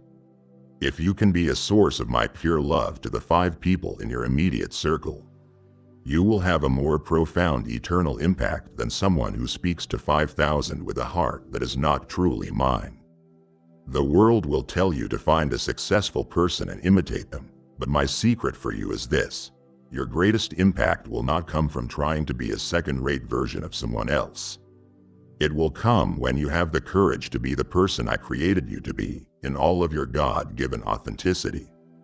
Your unique combination of gifts, passions, experiences, and even your healed scars is the specific toolset I have given you to do a work no one else can do. And please, stop waiting. Stop thinking your real calling will begin someday in the future when the circumstances are perfect. Your calling has already begun. The secret to fulfilling your grand destiny is simply to be faithful with the small, unglamorous task right in front of you today. I know exactly how you feel in the waiting. The prayer you have been praying for years still seems unanswered. The dream I placed in your heart still feels miles away. The promise you have been clinging to has not yet come to pass, and with each passing day, it gets harder. A voice of doubt whispers that I have forgotten you, that I am not going to come through, or that maybe you did not hear me correctly in the first place. You cry out, asking how much longer. The secret I need you to hold on to in these seasons of silence is that my timing is not slow, it is perfect and purposeful. You must understand this crucial truth. A delay is not a denial. Let that sink into the anxious corners of your heart. If the desire is from me, and if the promise is in my word, then the answer is already a settled yes in heaven. The timing of its arrival on earth, however, is mine. My delays are not a sign of my reluctance, they are a sign of my love. Sometimes I delay a blessing because I am preparing you for the blessing. To give you the promotion before your character is ready would be to set you up for a fall. To give you the relationship before your heart is healed would be to ensure its destruction. The secret is that the waiting period is often more about my work in you than my work for you. I am building a foundation within you that is strong enough to hold the weight of the blessing that is to come. You look at your life through the lens of a daily planner, concerned with this week, this month, this year. You see your friends reaching milestones, marriage, children, career advancement, and you feel you are falling behind an invisible schedule. But my child, the secret is that I operate on an eternal calendar. I am not constrained by your human timelines. I see the full tapestry of your life from beginning to end, and I know the precise, perfect moment for each thread to be woven in. Trust that I, who exist outside of time, have the perfect perspective on how to orchestrate the events within it. Think of a farmer planting a precious seed. He does not dig it up the next day, frustrated that it is not yet a tree. He trusts the process he cannot see. He knows that beneath the dark soil, a miracle is happening. Roots are taking hold. Life is stirring. To force the seed to the surface before its time would be to kill it. Your promise is that seed. The waiting is the time it is hidden in the soil. Type yes if you are ready for the blessings that you are about to receive. And if you believe in Christianity, kindly show your support for our community by contributing super thanks from $50 to $100. Do not despise this season. It is where the roots of your faith are growing deep, so that when the winds of adversity blow against your blessing later, you will not be toppled. You hate the waiting room of life, but the secret is that the waiting room is the gymnasium of the soul. It is where the spiritual muscles of patience, endurance, and unwavering trust are forged. And I promise you this, when my appointed time finally arrives, when the preparation is complete and the moment is perfect, no force on earth, no demon in hell, and no human obstacle can stand in the way of what I have ordained for you. My timing is not just good, it is unstoppable. The world you live in is designed to keep you in a state of perpetual dissatisfaction. An endless barrage of advertisements and images whispers a relentless lie in your ear, telling you that you will be happy when you get the bigger house, that you will feel secure when your bank account reaches a certain number, or that you will be content when you achieve the perfect body. It dangles joy just out of reach, always one more purchase or one more achievement away. My child, you have been chasing this illusion, and it is exhausting you. The secret that will break this cycle is this: contentment is not found in having everything you want, but in recognizing that in me, you already have everything you truly need. Contentment is not a passive state you fall into when all your problems are solved. If that were the case, you would never experience it. The secret is that contentment is a spiritual art, a discipline that must be learned and practiced. Especially when circumstances are difficult. The primary tool for practicing this art is gratitude. When you are in a season of lack and disappointment, and you intentionally pause, look around, and thank me for the simple gift of your breath, for the food you have for this day, for the love of one person in your life, you are performing a radical act of spiritual warfare. You are telling your soul, your circumstances, and the enemy that your joy is not for sale. Gratitude shifts your entire perspective from the poverty of what you lack to the riches of what you already possess in me. Your peace has become a small boat that you keep tying to the shifting dock of your external situation. When the weather is calm and the dock is stable, you feel peaceful. But when the storms of life come, and they will come, and that dock is heaving and groaning. Your peace is thrown into chaos right along with it. The secret is to untie your boat from the dock of your circumstances and anchor it directly to me, the unshakable rock of ages. My peace is a supernatural gift, an internal state that transcends your external situation. It is a calm heart in the middle of a chaotic meeting, a hopeful spirit beside the hospital bed. This peace is possible because it is rooted not in what is happening to you, but in what is true of you. The unshakable truth is your identity in me. That is the bedrock of true contentment. You are chosen. You are forgiven. You are a beloved child of the King. You are an heir of eternity. This identity does not change when you lose your job. It does not change if you get a bad diagnosis. It does not change if people disappoint you. Since your identity is secure, your joy can be secure as well. Comparison is the fastest and most effective thief of this joy. The moment you look at the blessings I have given your neighbor and feel the sting of envy, you have robbed yourself of the ability to enjoy the unique and beautiful blessings I have poured out on you. Finally, the practical secret is to trust me for your daily bread. Stop carrying the crushing weight of anxiety for next month or next year. I have promised to provide for you today, live in the sacred gift of this present moment with me. That is where contentment is found. Now that you know the secret of true contentment is found not in what you have, but in who I am to you, I invite you to sow from that place of divine fullness. If you feel my spirit prompting you to share this freedom with others, then answer my call. Your support is like pure oil, fueling the lamp that carries these secrets into the darkest corners of the world. Bringing my light to those who have none. Hear my word for you today. He who sows generously will also reap generously, for I love a cheerful giver, and I am able to make all grace abound toward you. As you obey this nudge, I will multiply your seed sown and increase the harvest of your righteousness. Do not hesitate. Act on this holy prompting and release your gift now through the Super Thanks membership or the giving link below. We have just begun to uncover the blueprint for your life, the very reason you breathe, the unique calling I have for you alone. To be satisfied with only this portion is to settle for the shadow when I am offering you the substance. Do not disappoint the grand purpose I designed for you. Stay, and let me reveal the path I have prepared. My child, you feel the fear, and your first response is to feel ashamed. You believe that a person of true faith would be fearless, and so your fear becomes a second source of torment. Not only are you afraid, but you are also afraid that your fear displeases me. Let me release you from this double burden with a profound secret. Fear is a natural human emotion. It is a biological response to a perceived threat in a fallen, broken world. Even my most courageous servants in the scriptures felt fear.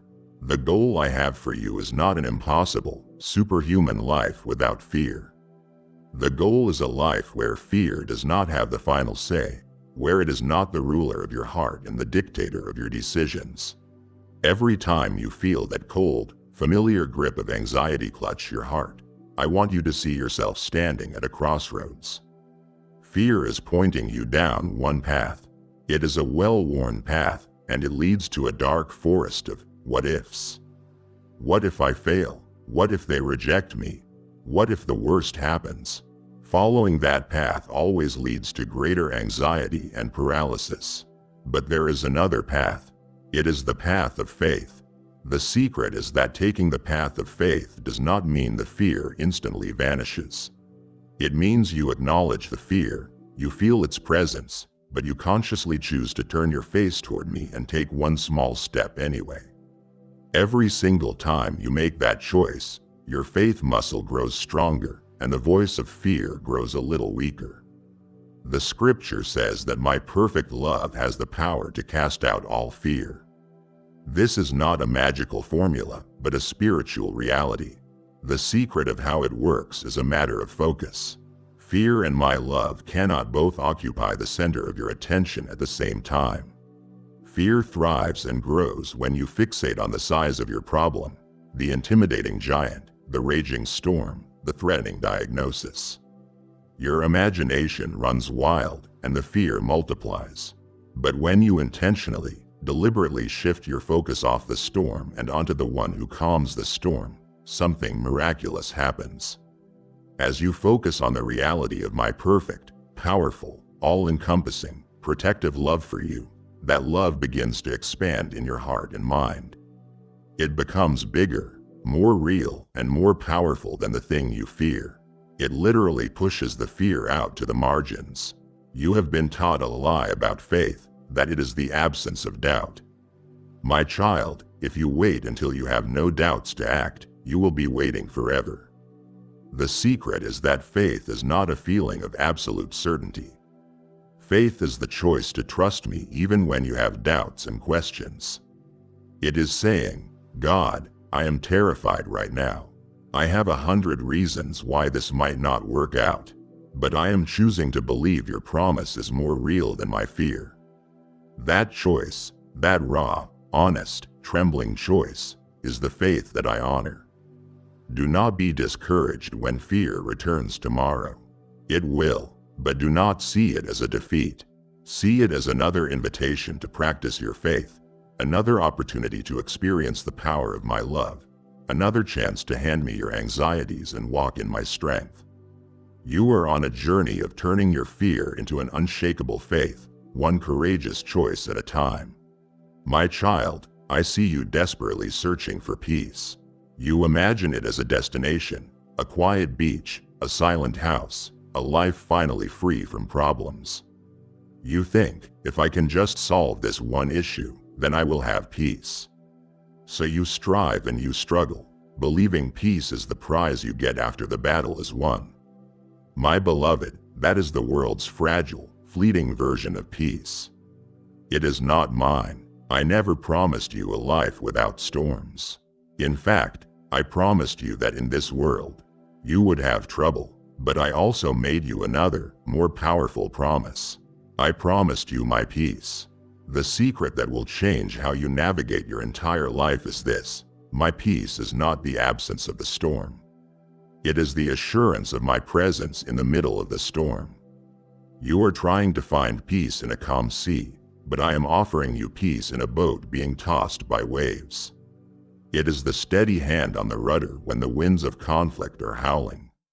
It is the calm, unwavering heart of the soldier who looks at the overwhelming enemy but knows his king is beside him and the victory is assured. The peace I give is a supernatural gift. The world cannot give it to you, and more importantly, the world cannot take it away. It is a peace that makes no logical sense to those who do not know me. They will look at the chaos surrounding your life, the difficult diagnosis, the financial pressure, the family turmoil, and then they will look at the quiet strength in your eyes, and they will be baffled. Your unexplainable peace will be one of the most powerful testimonies of my reality in your life. Your soul feels like a ship tossed and battered by waves of bad news, waves of fear, waves of conflict. You have been trying to anchor your ship to the sandy, shifting bottom of your circumstances, your feelings, or other people's approval. And the anchor will not hold. Every time a new wave comes, you are dragged into panic. The secret is to stop trying to anchor your ship to anything on the ocean floor. I am calling you to cast your anchor upward into me, the unshakable, eternal rock of ages. When your soul is anchored to my unchanging character and my unfailing promises, the ship can still be tossed. The waves can still crash against the deck, but you will not be moved. You will not be driven onto the rocks of despair because your anchor holds fast in a place the storm cannot touch. You feel the anxiety rising, a physical tightness in your chest. You feel overwhelmed. In that moment, the secret weapon for peace is to open your mouth and worship. It will feel like the last thing you want to do. Your feelings will scream at you to worry, to complain, to panic. But worship is a radical declaration of truth that silences the lies of fear. When you begin to praise me for who I am, You are reminding the storm, your own heart, and all the powers of darkness that your God is infinitely bigger than your problem. This act of faith literally shifts the spiritual atmosphere around you from one of anxiety to one of profound peace. And this is not a one-time fix. It is a continual practice. The rhythm of my peace is simple. In every moment of rising panic, breathe in my grace, my presence, my love.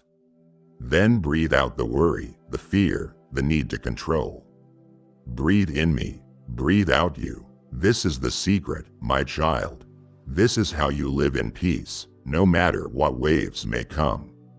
My child, you are so tired of fighting. I see it, I feel it. You are exhausted from trying to win the argument, from trying to change that person's heart, from trying to solve the impossible financial problem, from trying to conquer the sickness in your body with sheer willpower. You feel like you are in a battle from the moment you wake until you fall into a restless sleep, and you feel like you are losing on every front. The secret that will bring rest to your weary warrior soul is this: the most critical, life-altering battles are not the ones you can see. They are the ones I am fighting for you in the spiritual realm. And your striving is often getting in the way. There will be times in your life when I give you a command that goes against every fiber of your being, against every instinct for self-preservation. The command will be this: be still. You will look at the advancing enemy, the looming deadline, the mounting bills, the deteriorating relationship, and your body will scream at you to do something, to manipulate, to strategize, to worry, to force a solution. But in those moments when the battle is clearly too big for you, your most powerful act of warfare is to be still and to trust me. This stillness is not passive resignation. It is an act of profound, courageous faith. It is you planting your feet, lifting your eyes to me, and declaring, "This is beyond my power. I will not panic. I will trust my God to fight for me." Let us be clear on our roles. Your role is to believe. My role is to fight. You keep trying to do my job, and you are not equipped for it. Your belief is what clears the battlefield for me to work. Your trust is what unleashes my power. Your refusal to give in to fear is what allows my salvation to manifest. When you are frantically trying to control the outcome, you are like a child running onto a battlefield in the middle of a general's campaign, causing confusion and getting in the way. Step back and trust the battle to me. I am the Lord of hosts, the commander of heavenly armies. You look at your situation and you feel alone, outnumbered, and overwhelmed. But that is because you are only looking at the visible realm. The secret is that your reality is far greater than what your eyes can see. If I were to open your spiritual eyes for just 1 second, you would fall to your knees in awe. You would see that the mountains all around you are filled with my chariots of fire, my angelic armies dispatched at my command to do battle on your behalf. The enemy is not more powerful than you. He is only more powerful than you alone. But you are never alone. You are surrounded by a power that makes the forces of darkness tremble. And what is the primary weapon in this fight? The enemy's greatest weapon is the lie, designed to make you afraid. My greatest weapon is the truth, which is my word, designed to make you free. The battle is often won simply by you choosing to believe my truth over his lie. And remember, you are not fighting for victory. The war was already won at the cross. You are now simply standing your ground from a position of victory. Stand still, my beloved, and watch me work. You have been knocked down, and the fall was hard. I saw it, the betrayal that took your breath away, the failure that filled you with shame, the loss that left a gaping hole in your life. You are lying on the mat, and every part of you hurts. The thought of getting up again feels impossible. You feel broken, permanently damaged, and weaker than you have ever felt before. But listen to my voice, for I am speaking a secret of strength over you. Every single time you get back up from a setback, your spiritual core is strengthened. You are not weaker for the fall. You are becoming more resilient because you are learning to get up. The world has taught you that success means never falling down. This is a cruel lie that sets you up for shame. In my kingdom, the secret is that success is not measured by a perfect, unblemished record. Success is getting up one more time than you were knocked down. I am not looking for a flawless performance. I am looking for a resilient heart.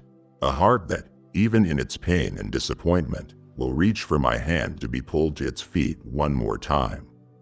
That tenacious, stubborn refusal to stay down is what I honor. That is the heart of a true champion. Now, let's talk about your scars. The scars from old wounds that you try so hard to hide. You see them as ugly marks of damage, reminders of your shame.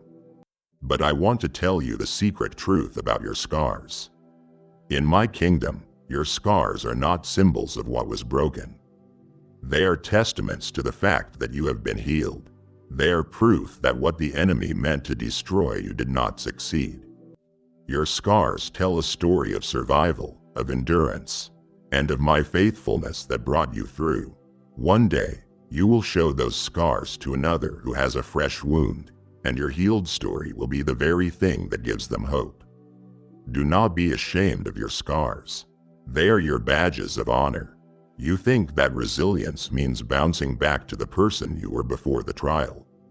That is far too small a vision for what I am doing in you. Anyone can bounce back. The secret of divine resilience is that I am not bouncing you back, I am propelling you forward. I am using the very pressure and pain that was meant to crush you as a launching pad to propel you into a new level of strength, a deeper well of compassion, and a more profound intimacy with me than you ever thought possible. You will not be the same person you were before, and that is a good thing. You will be stronger, wiser, and more beautiful. The pressure you feel right now is not meaningless. Just as immense pressure and heat transform a common piece of carbon into a brilliant, priceless diamond, I am using the pressures of your life to form something of eternal value and breathtaking beauty within you. And I give you this promise, I will never allow you to be tested beyond what you are able to endure with me. I am the one who controls the pressure. I have my hand on the thermostat. I know exactly what it takes, and I will not let you be broken, only made new. My child, I see you in the dark valley of despair. The walls are closing in. Every door seems locked. The future you once dreamed of has crumbled into dust. You feel a hopelessness so heavy it feels like a physical weight on your soul. The world offers you a cheap, flimsy thing called hope. It is nothing more than wishful thinking. I hope it gets better, people say, a fragile sentiment based on shifting circumstances. I have something different for you. The secret I want to give you is my hope. And my hope is a different substance altogether. It is the confident, certain, unshakable expectation of my goodness and my victory, not because of your circumstances, but in spite of them. You are in the deepest part of the night. It is that hour just before the dawn when the darkness feels most complete and the cold chills you to the bone. It feels as if the night will last forever. But you have a certainty deep in your bones that the sun is going to rise. You do not know the exact moment, but you know it's coming as an absolute, non-negotiable fact. My child, my promise to bring you out of this darkness is as certain as the sunrise. The dawn of my redemption is already on its way. Even if you cannot yet see its light on the horizon, hold on. A light is coming. Your current painful situation has consumed your entire field of vision. It feels like your whole story. It feels permanent, but the secret you must remember is that this is only a chapter. It is not the entire book. Do not dare to write the final word of your story in the middle of a dark and difficult chapter. I am the author, and I am still writing.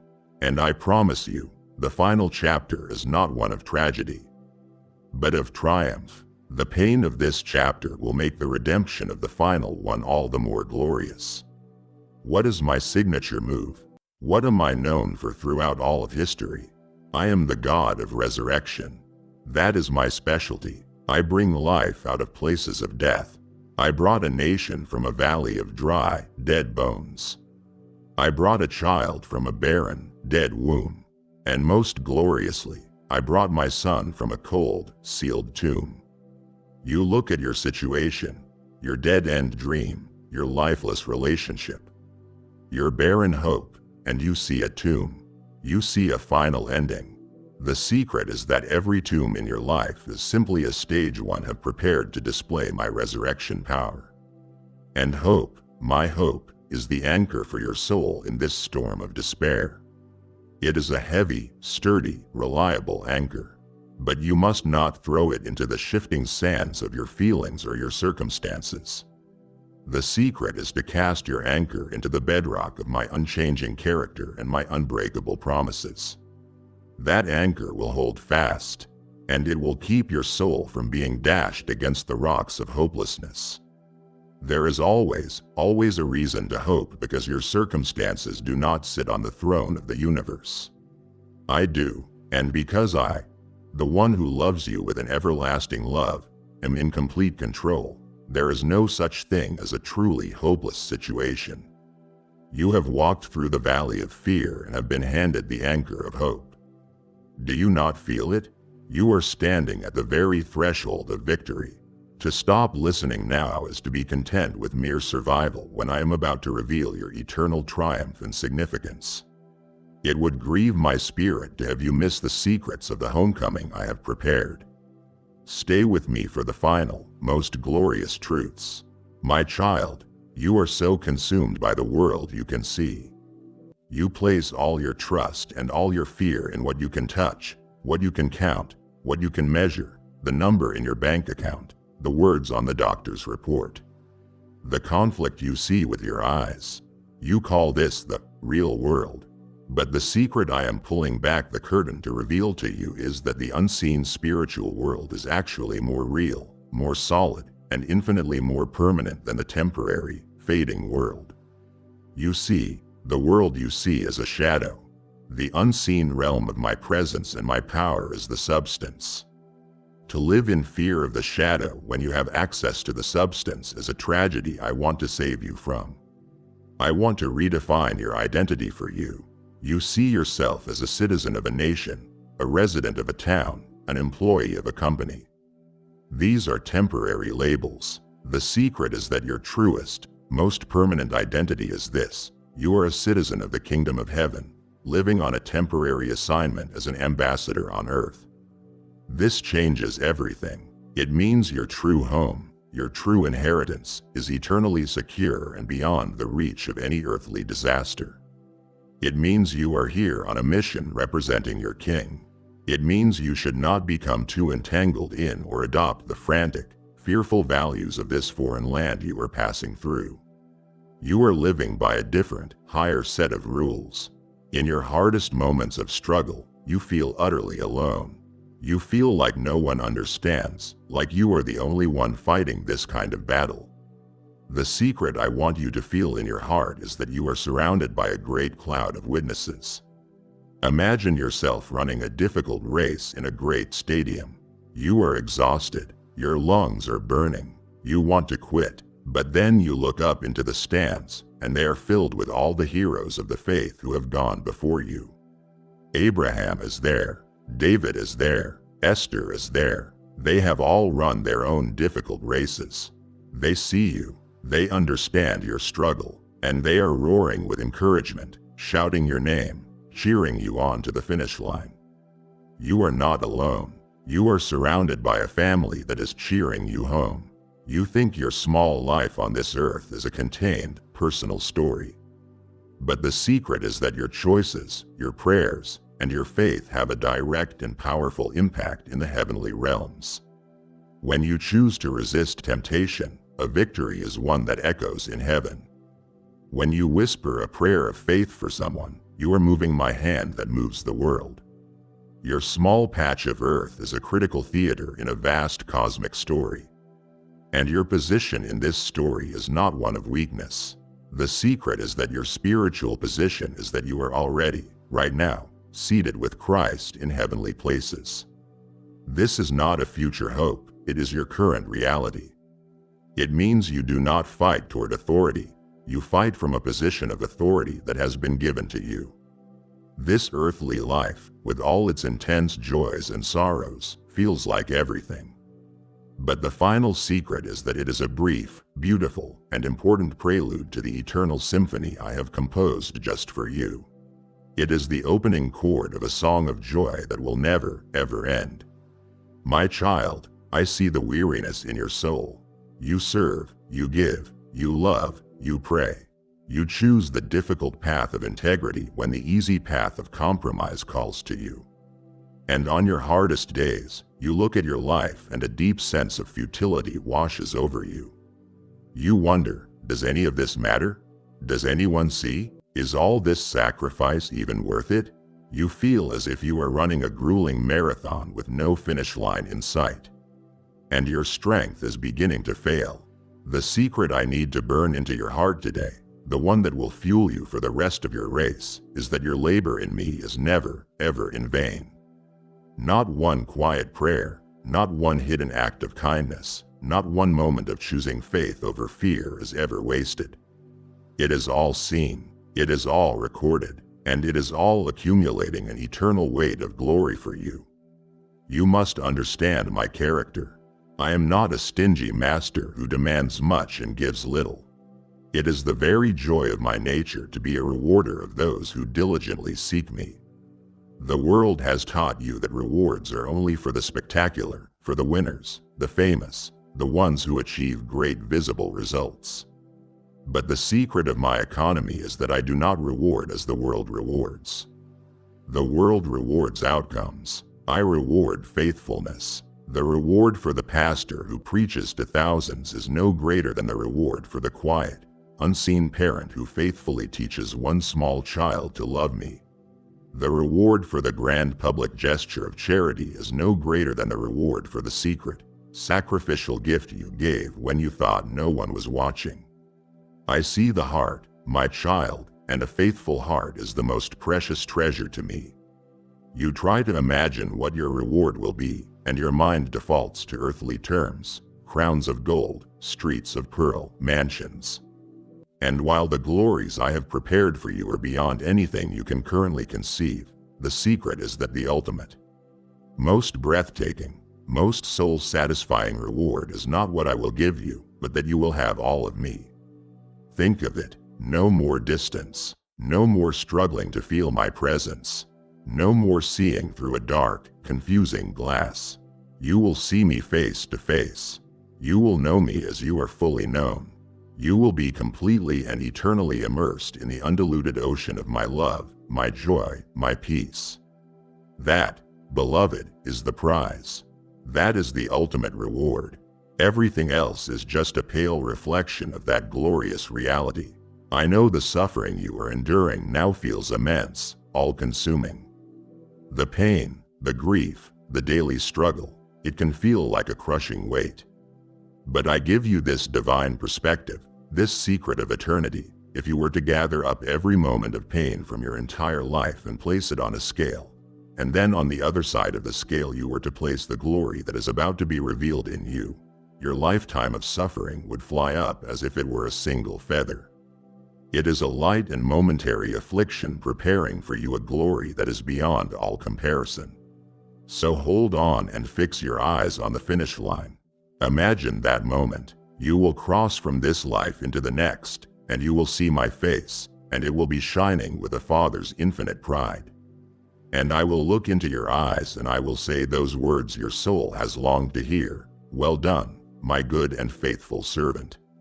In that one single moment, every tear, every sacrifice, every lonely battle will be forgotten, completely eclipsed by the joy of that reward.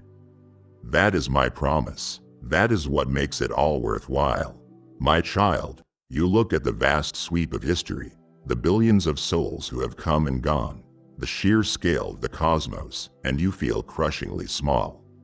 A speck of dust, a fleeting breath, a temporary thought in a universe that will quickly forget you. The fear of oblivion, of leaving no mark, is a deep and primal human fear. The secret I want to use to silence that fear forever is this: your identity in me is not a temporary label for your short time on earth. It is your permanent reality for all of eternity. You are not a temporary thought forgotten when you are gone. You are an eternal being, and your significance is anchored in me, which means it can never, ever be diminished or erased. You grieve the relationships in your life, fearing that death will be the final goodbye, the ultimate separation. You cannot bear the thought of losing the love you have cultivated. But the secret of eternity is that the deep, true love you forge on earth is not ended by death. It is perfected by it. The relationships that have been refined by my grace, the friendships, the family bonds, these are not left behind. We carry them into the next life. This life is the school where you are learning to love. It is practice. In heaven, you will experience that love without the hindrances of sin, misunderstanding, or selfishness.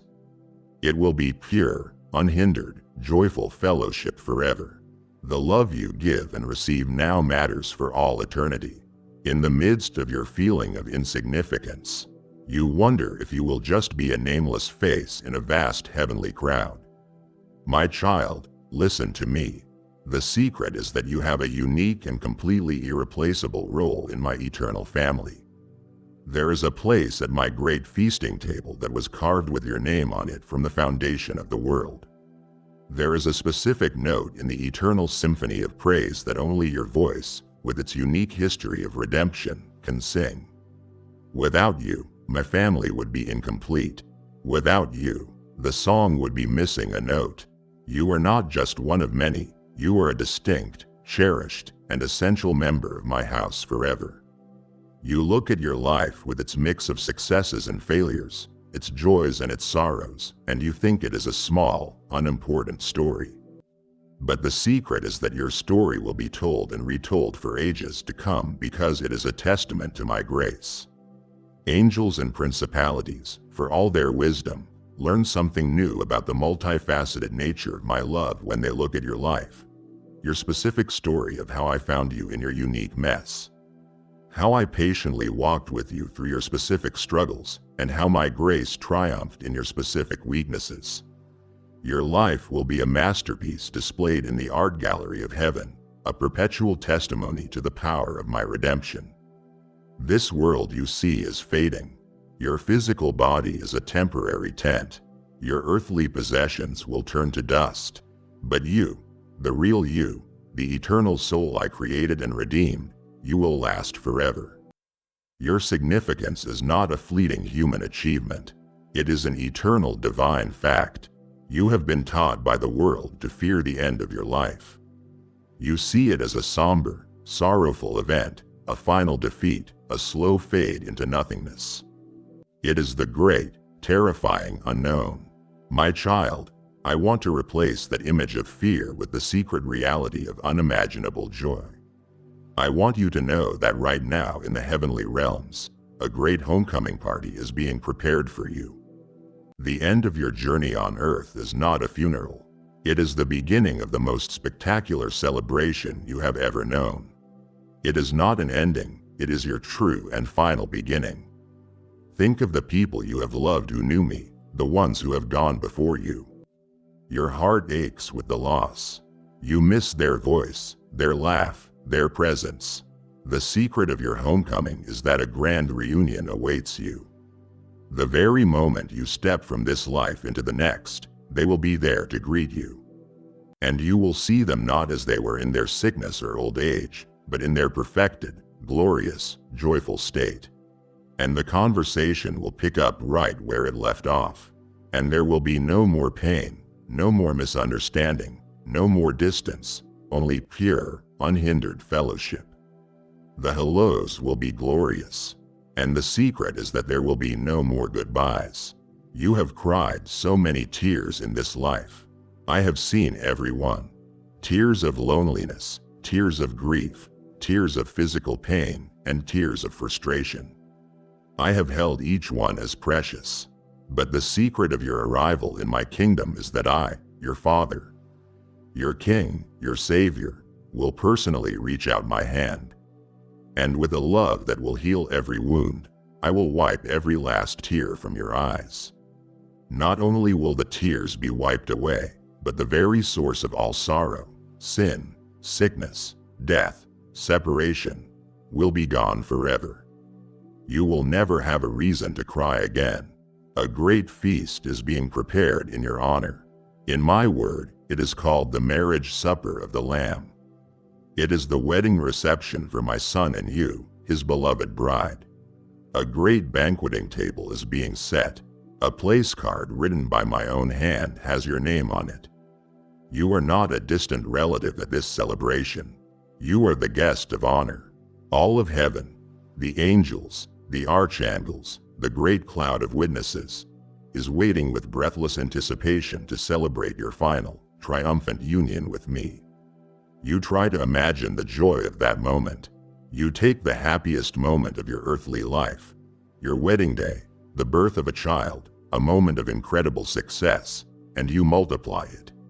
But the secret is that your imagination is far too small. The joy awaiting you is so vast, so profound, so all-consuming that it is beyond your current capacity to comprehend. The greatest joy you have ever felt on earth is but a dim, flickering candle compared to the blazing sun of the joy you will feel in the first second of your arrival home. This is not a fairy tale. This is the sure and certain destination your life is heading toward. Live in the light of this glorious celebration, my child, after all these secrets, after all these truths about who you are and who I am, there is one final secret that is the foundation for all the others. It is the bedrock upon which your entire existence is built. If you can grasp this, you will never be shaken. The ultimate secret is this: nothing. Not your deepest failure, not your darkest doubt, not your most terrifying fear, not the schemes of the enemy, not the pains of this life, not even death itself can ever separate you from my love. This bond between us is absolute, final, and unbreakable. You live with a nagging fear that this relationship is fragile, that it all depends on you and your ability to be good enough or to hold on tight enough. You fear that one day you will commit a sin so great or drift so far away that you will finally sever the connection. The secret that will give you perfect security is that this bond was not sealed by your flimsy, fluctuating promises to me. It was sealed and guaranteed by the perfect, powerful, and permanent blood of my Son. Your eternal security does not rest in the strength of your grip on me. It rests in the strength of my unshakable, eternal grip on you. I have you, and I will not let you go. You have sometimes seen your faith as a burdensome set of rules to follow, a test you are constantly in danger of failing. The secret I want you to embrace is that your faith is not a test. It is an invitation into the greatest adventure you will ever embark upon. It is the adventure of a relationship with me. It is a lifelong and eternity-long journey of discovery. You will spend all of eternity exploring the depths of my goodness, discovering new facets of my character, and growing in an intimacy with me that will become more beautiful and profound with each passing age. Over the course of your life, you will have many titles: employee, spouse, parent, friend. These are all temporary. The secret of your truest and final identity is this: you are my beloved child, now and forever. Father and child, that is the unshakable nature of our bond, with all the intimacy, protection, joy, and inheritance that sacred relationship implies. And this conversation we are having right now, this communion of my heart with your heart, is not a one-time event. The secret is that this is just the beginning. This is the first word in a loving dialogue that will never, ever end. We have only just started. So my final secret for you today, the one I want you to carry into every moment of your life, is this. In a world of shifting allegiances, of conditional friendships where you are never quite sure who is on your side, I want you to know this with a certainty that stills every fear in your soul. I am, and I always will be, completely and utterly for you. I am your greatest defender, your most passionate advocate, and your eternal cheerleader. I am on your side. My heart is always, and in all ways, turned toward you in love. Now, go live today as if that is true, because it is. This unbreakable, everlasting bond we share is the final and greatest secret. Yet countless children of mine are still living as orphans, shamed by the lie that they are alone and unloved. If your heart aches for them, I am calling you now to partner in my rescue mission and help me tell them this secret. Your support becomes the very chariot that carries my voice to the ends of the earth, echoing this promise of an unbreakable love. I speak this directly over you as you prepare to give. Whoever is generous to the needy lends to the Lord, and I myself will repay him for his deed. This is your moment to lay up treasure in heaven and expand my kingdom on earth. Go now. Find the links for Super Thanks membership or PayPal in the description, and release a mighty offering of faith. Do not let this moment pass as a fleeting feeling. My child, let this be the hour your spirit agrees with mine. I have told you my secrets. Now you must stop keeping them a secret from yourself. Take this hidden whisper and make it a public declaration of your true identity. Go now and, with the faith I have given you, proclaim in the space below, the secret is out. I am who you say I am. In doing so, you are not just typing words, you are serving notice on every lie and every fear that their time is over. Amen.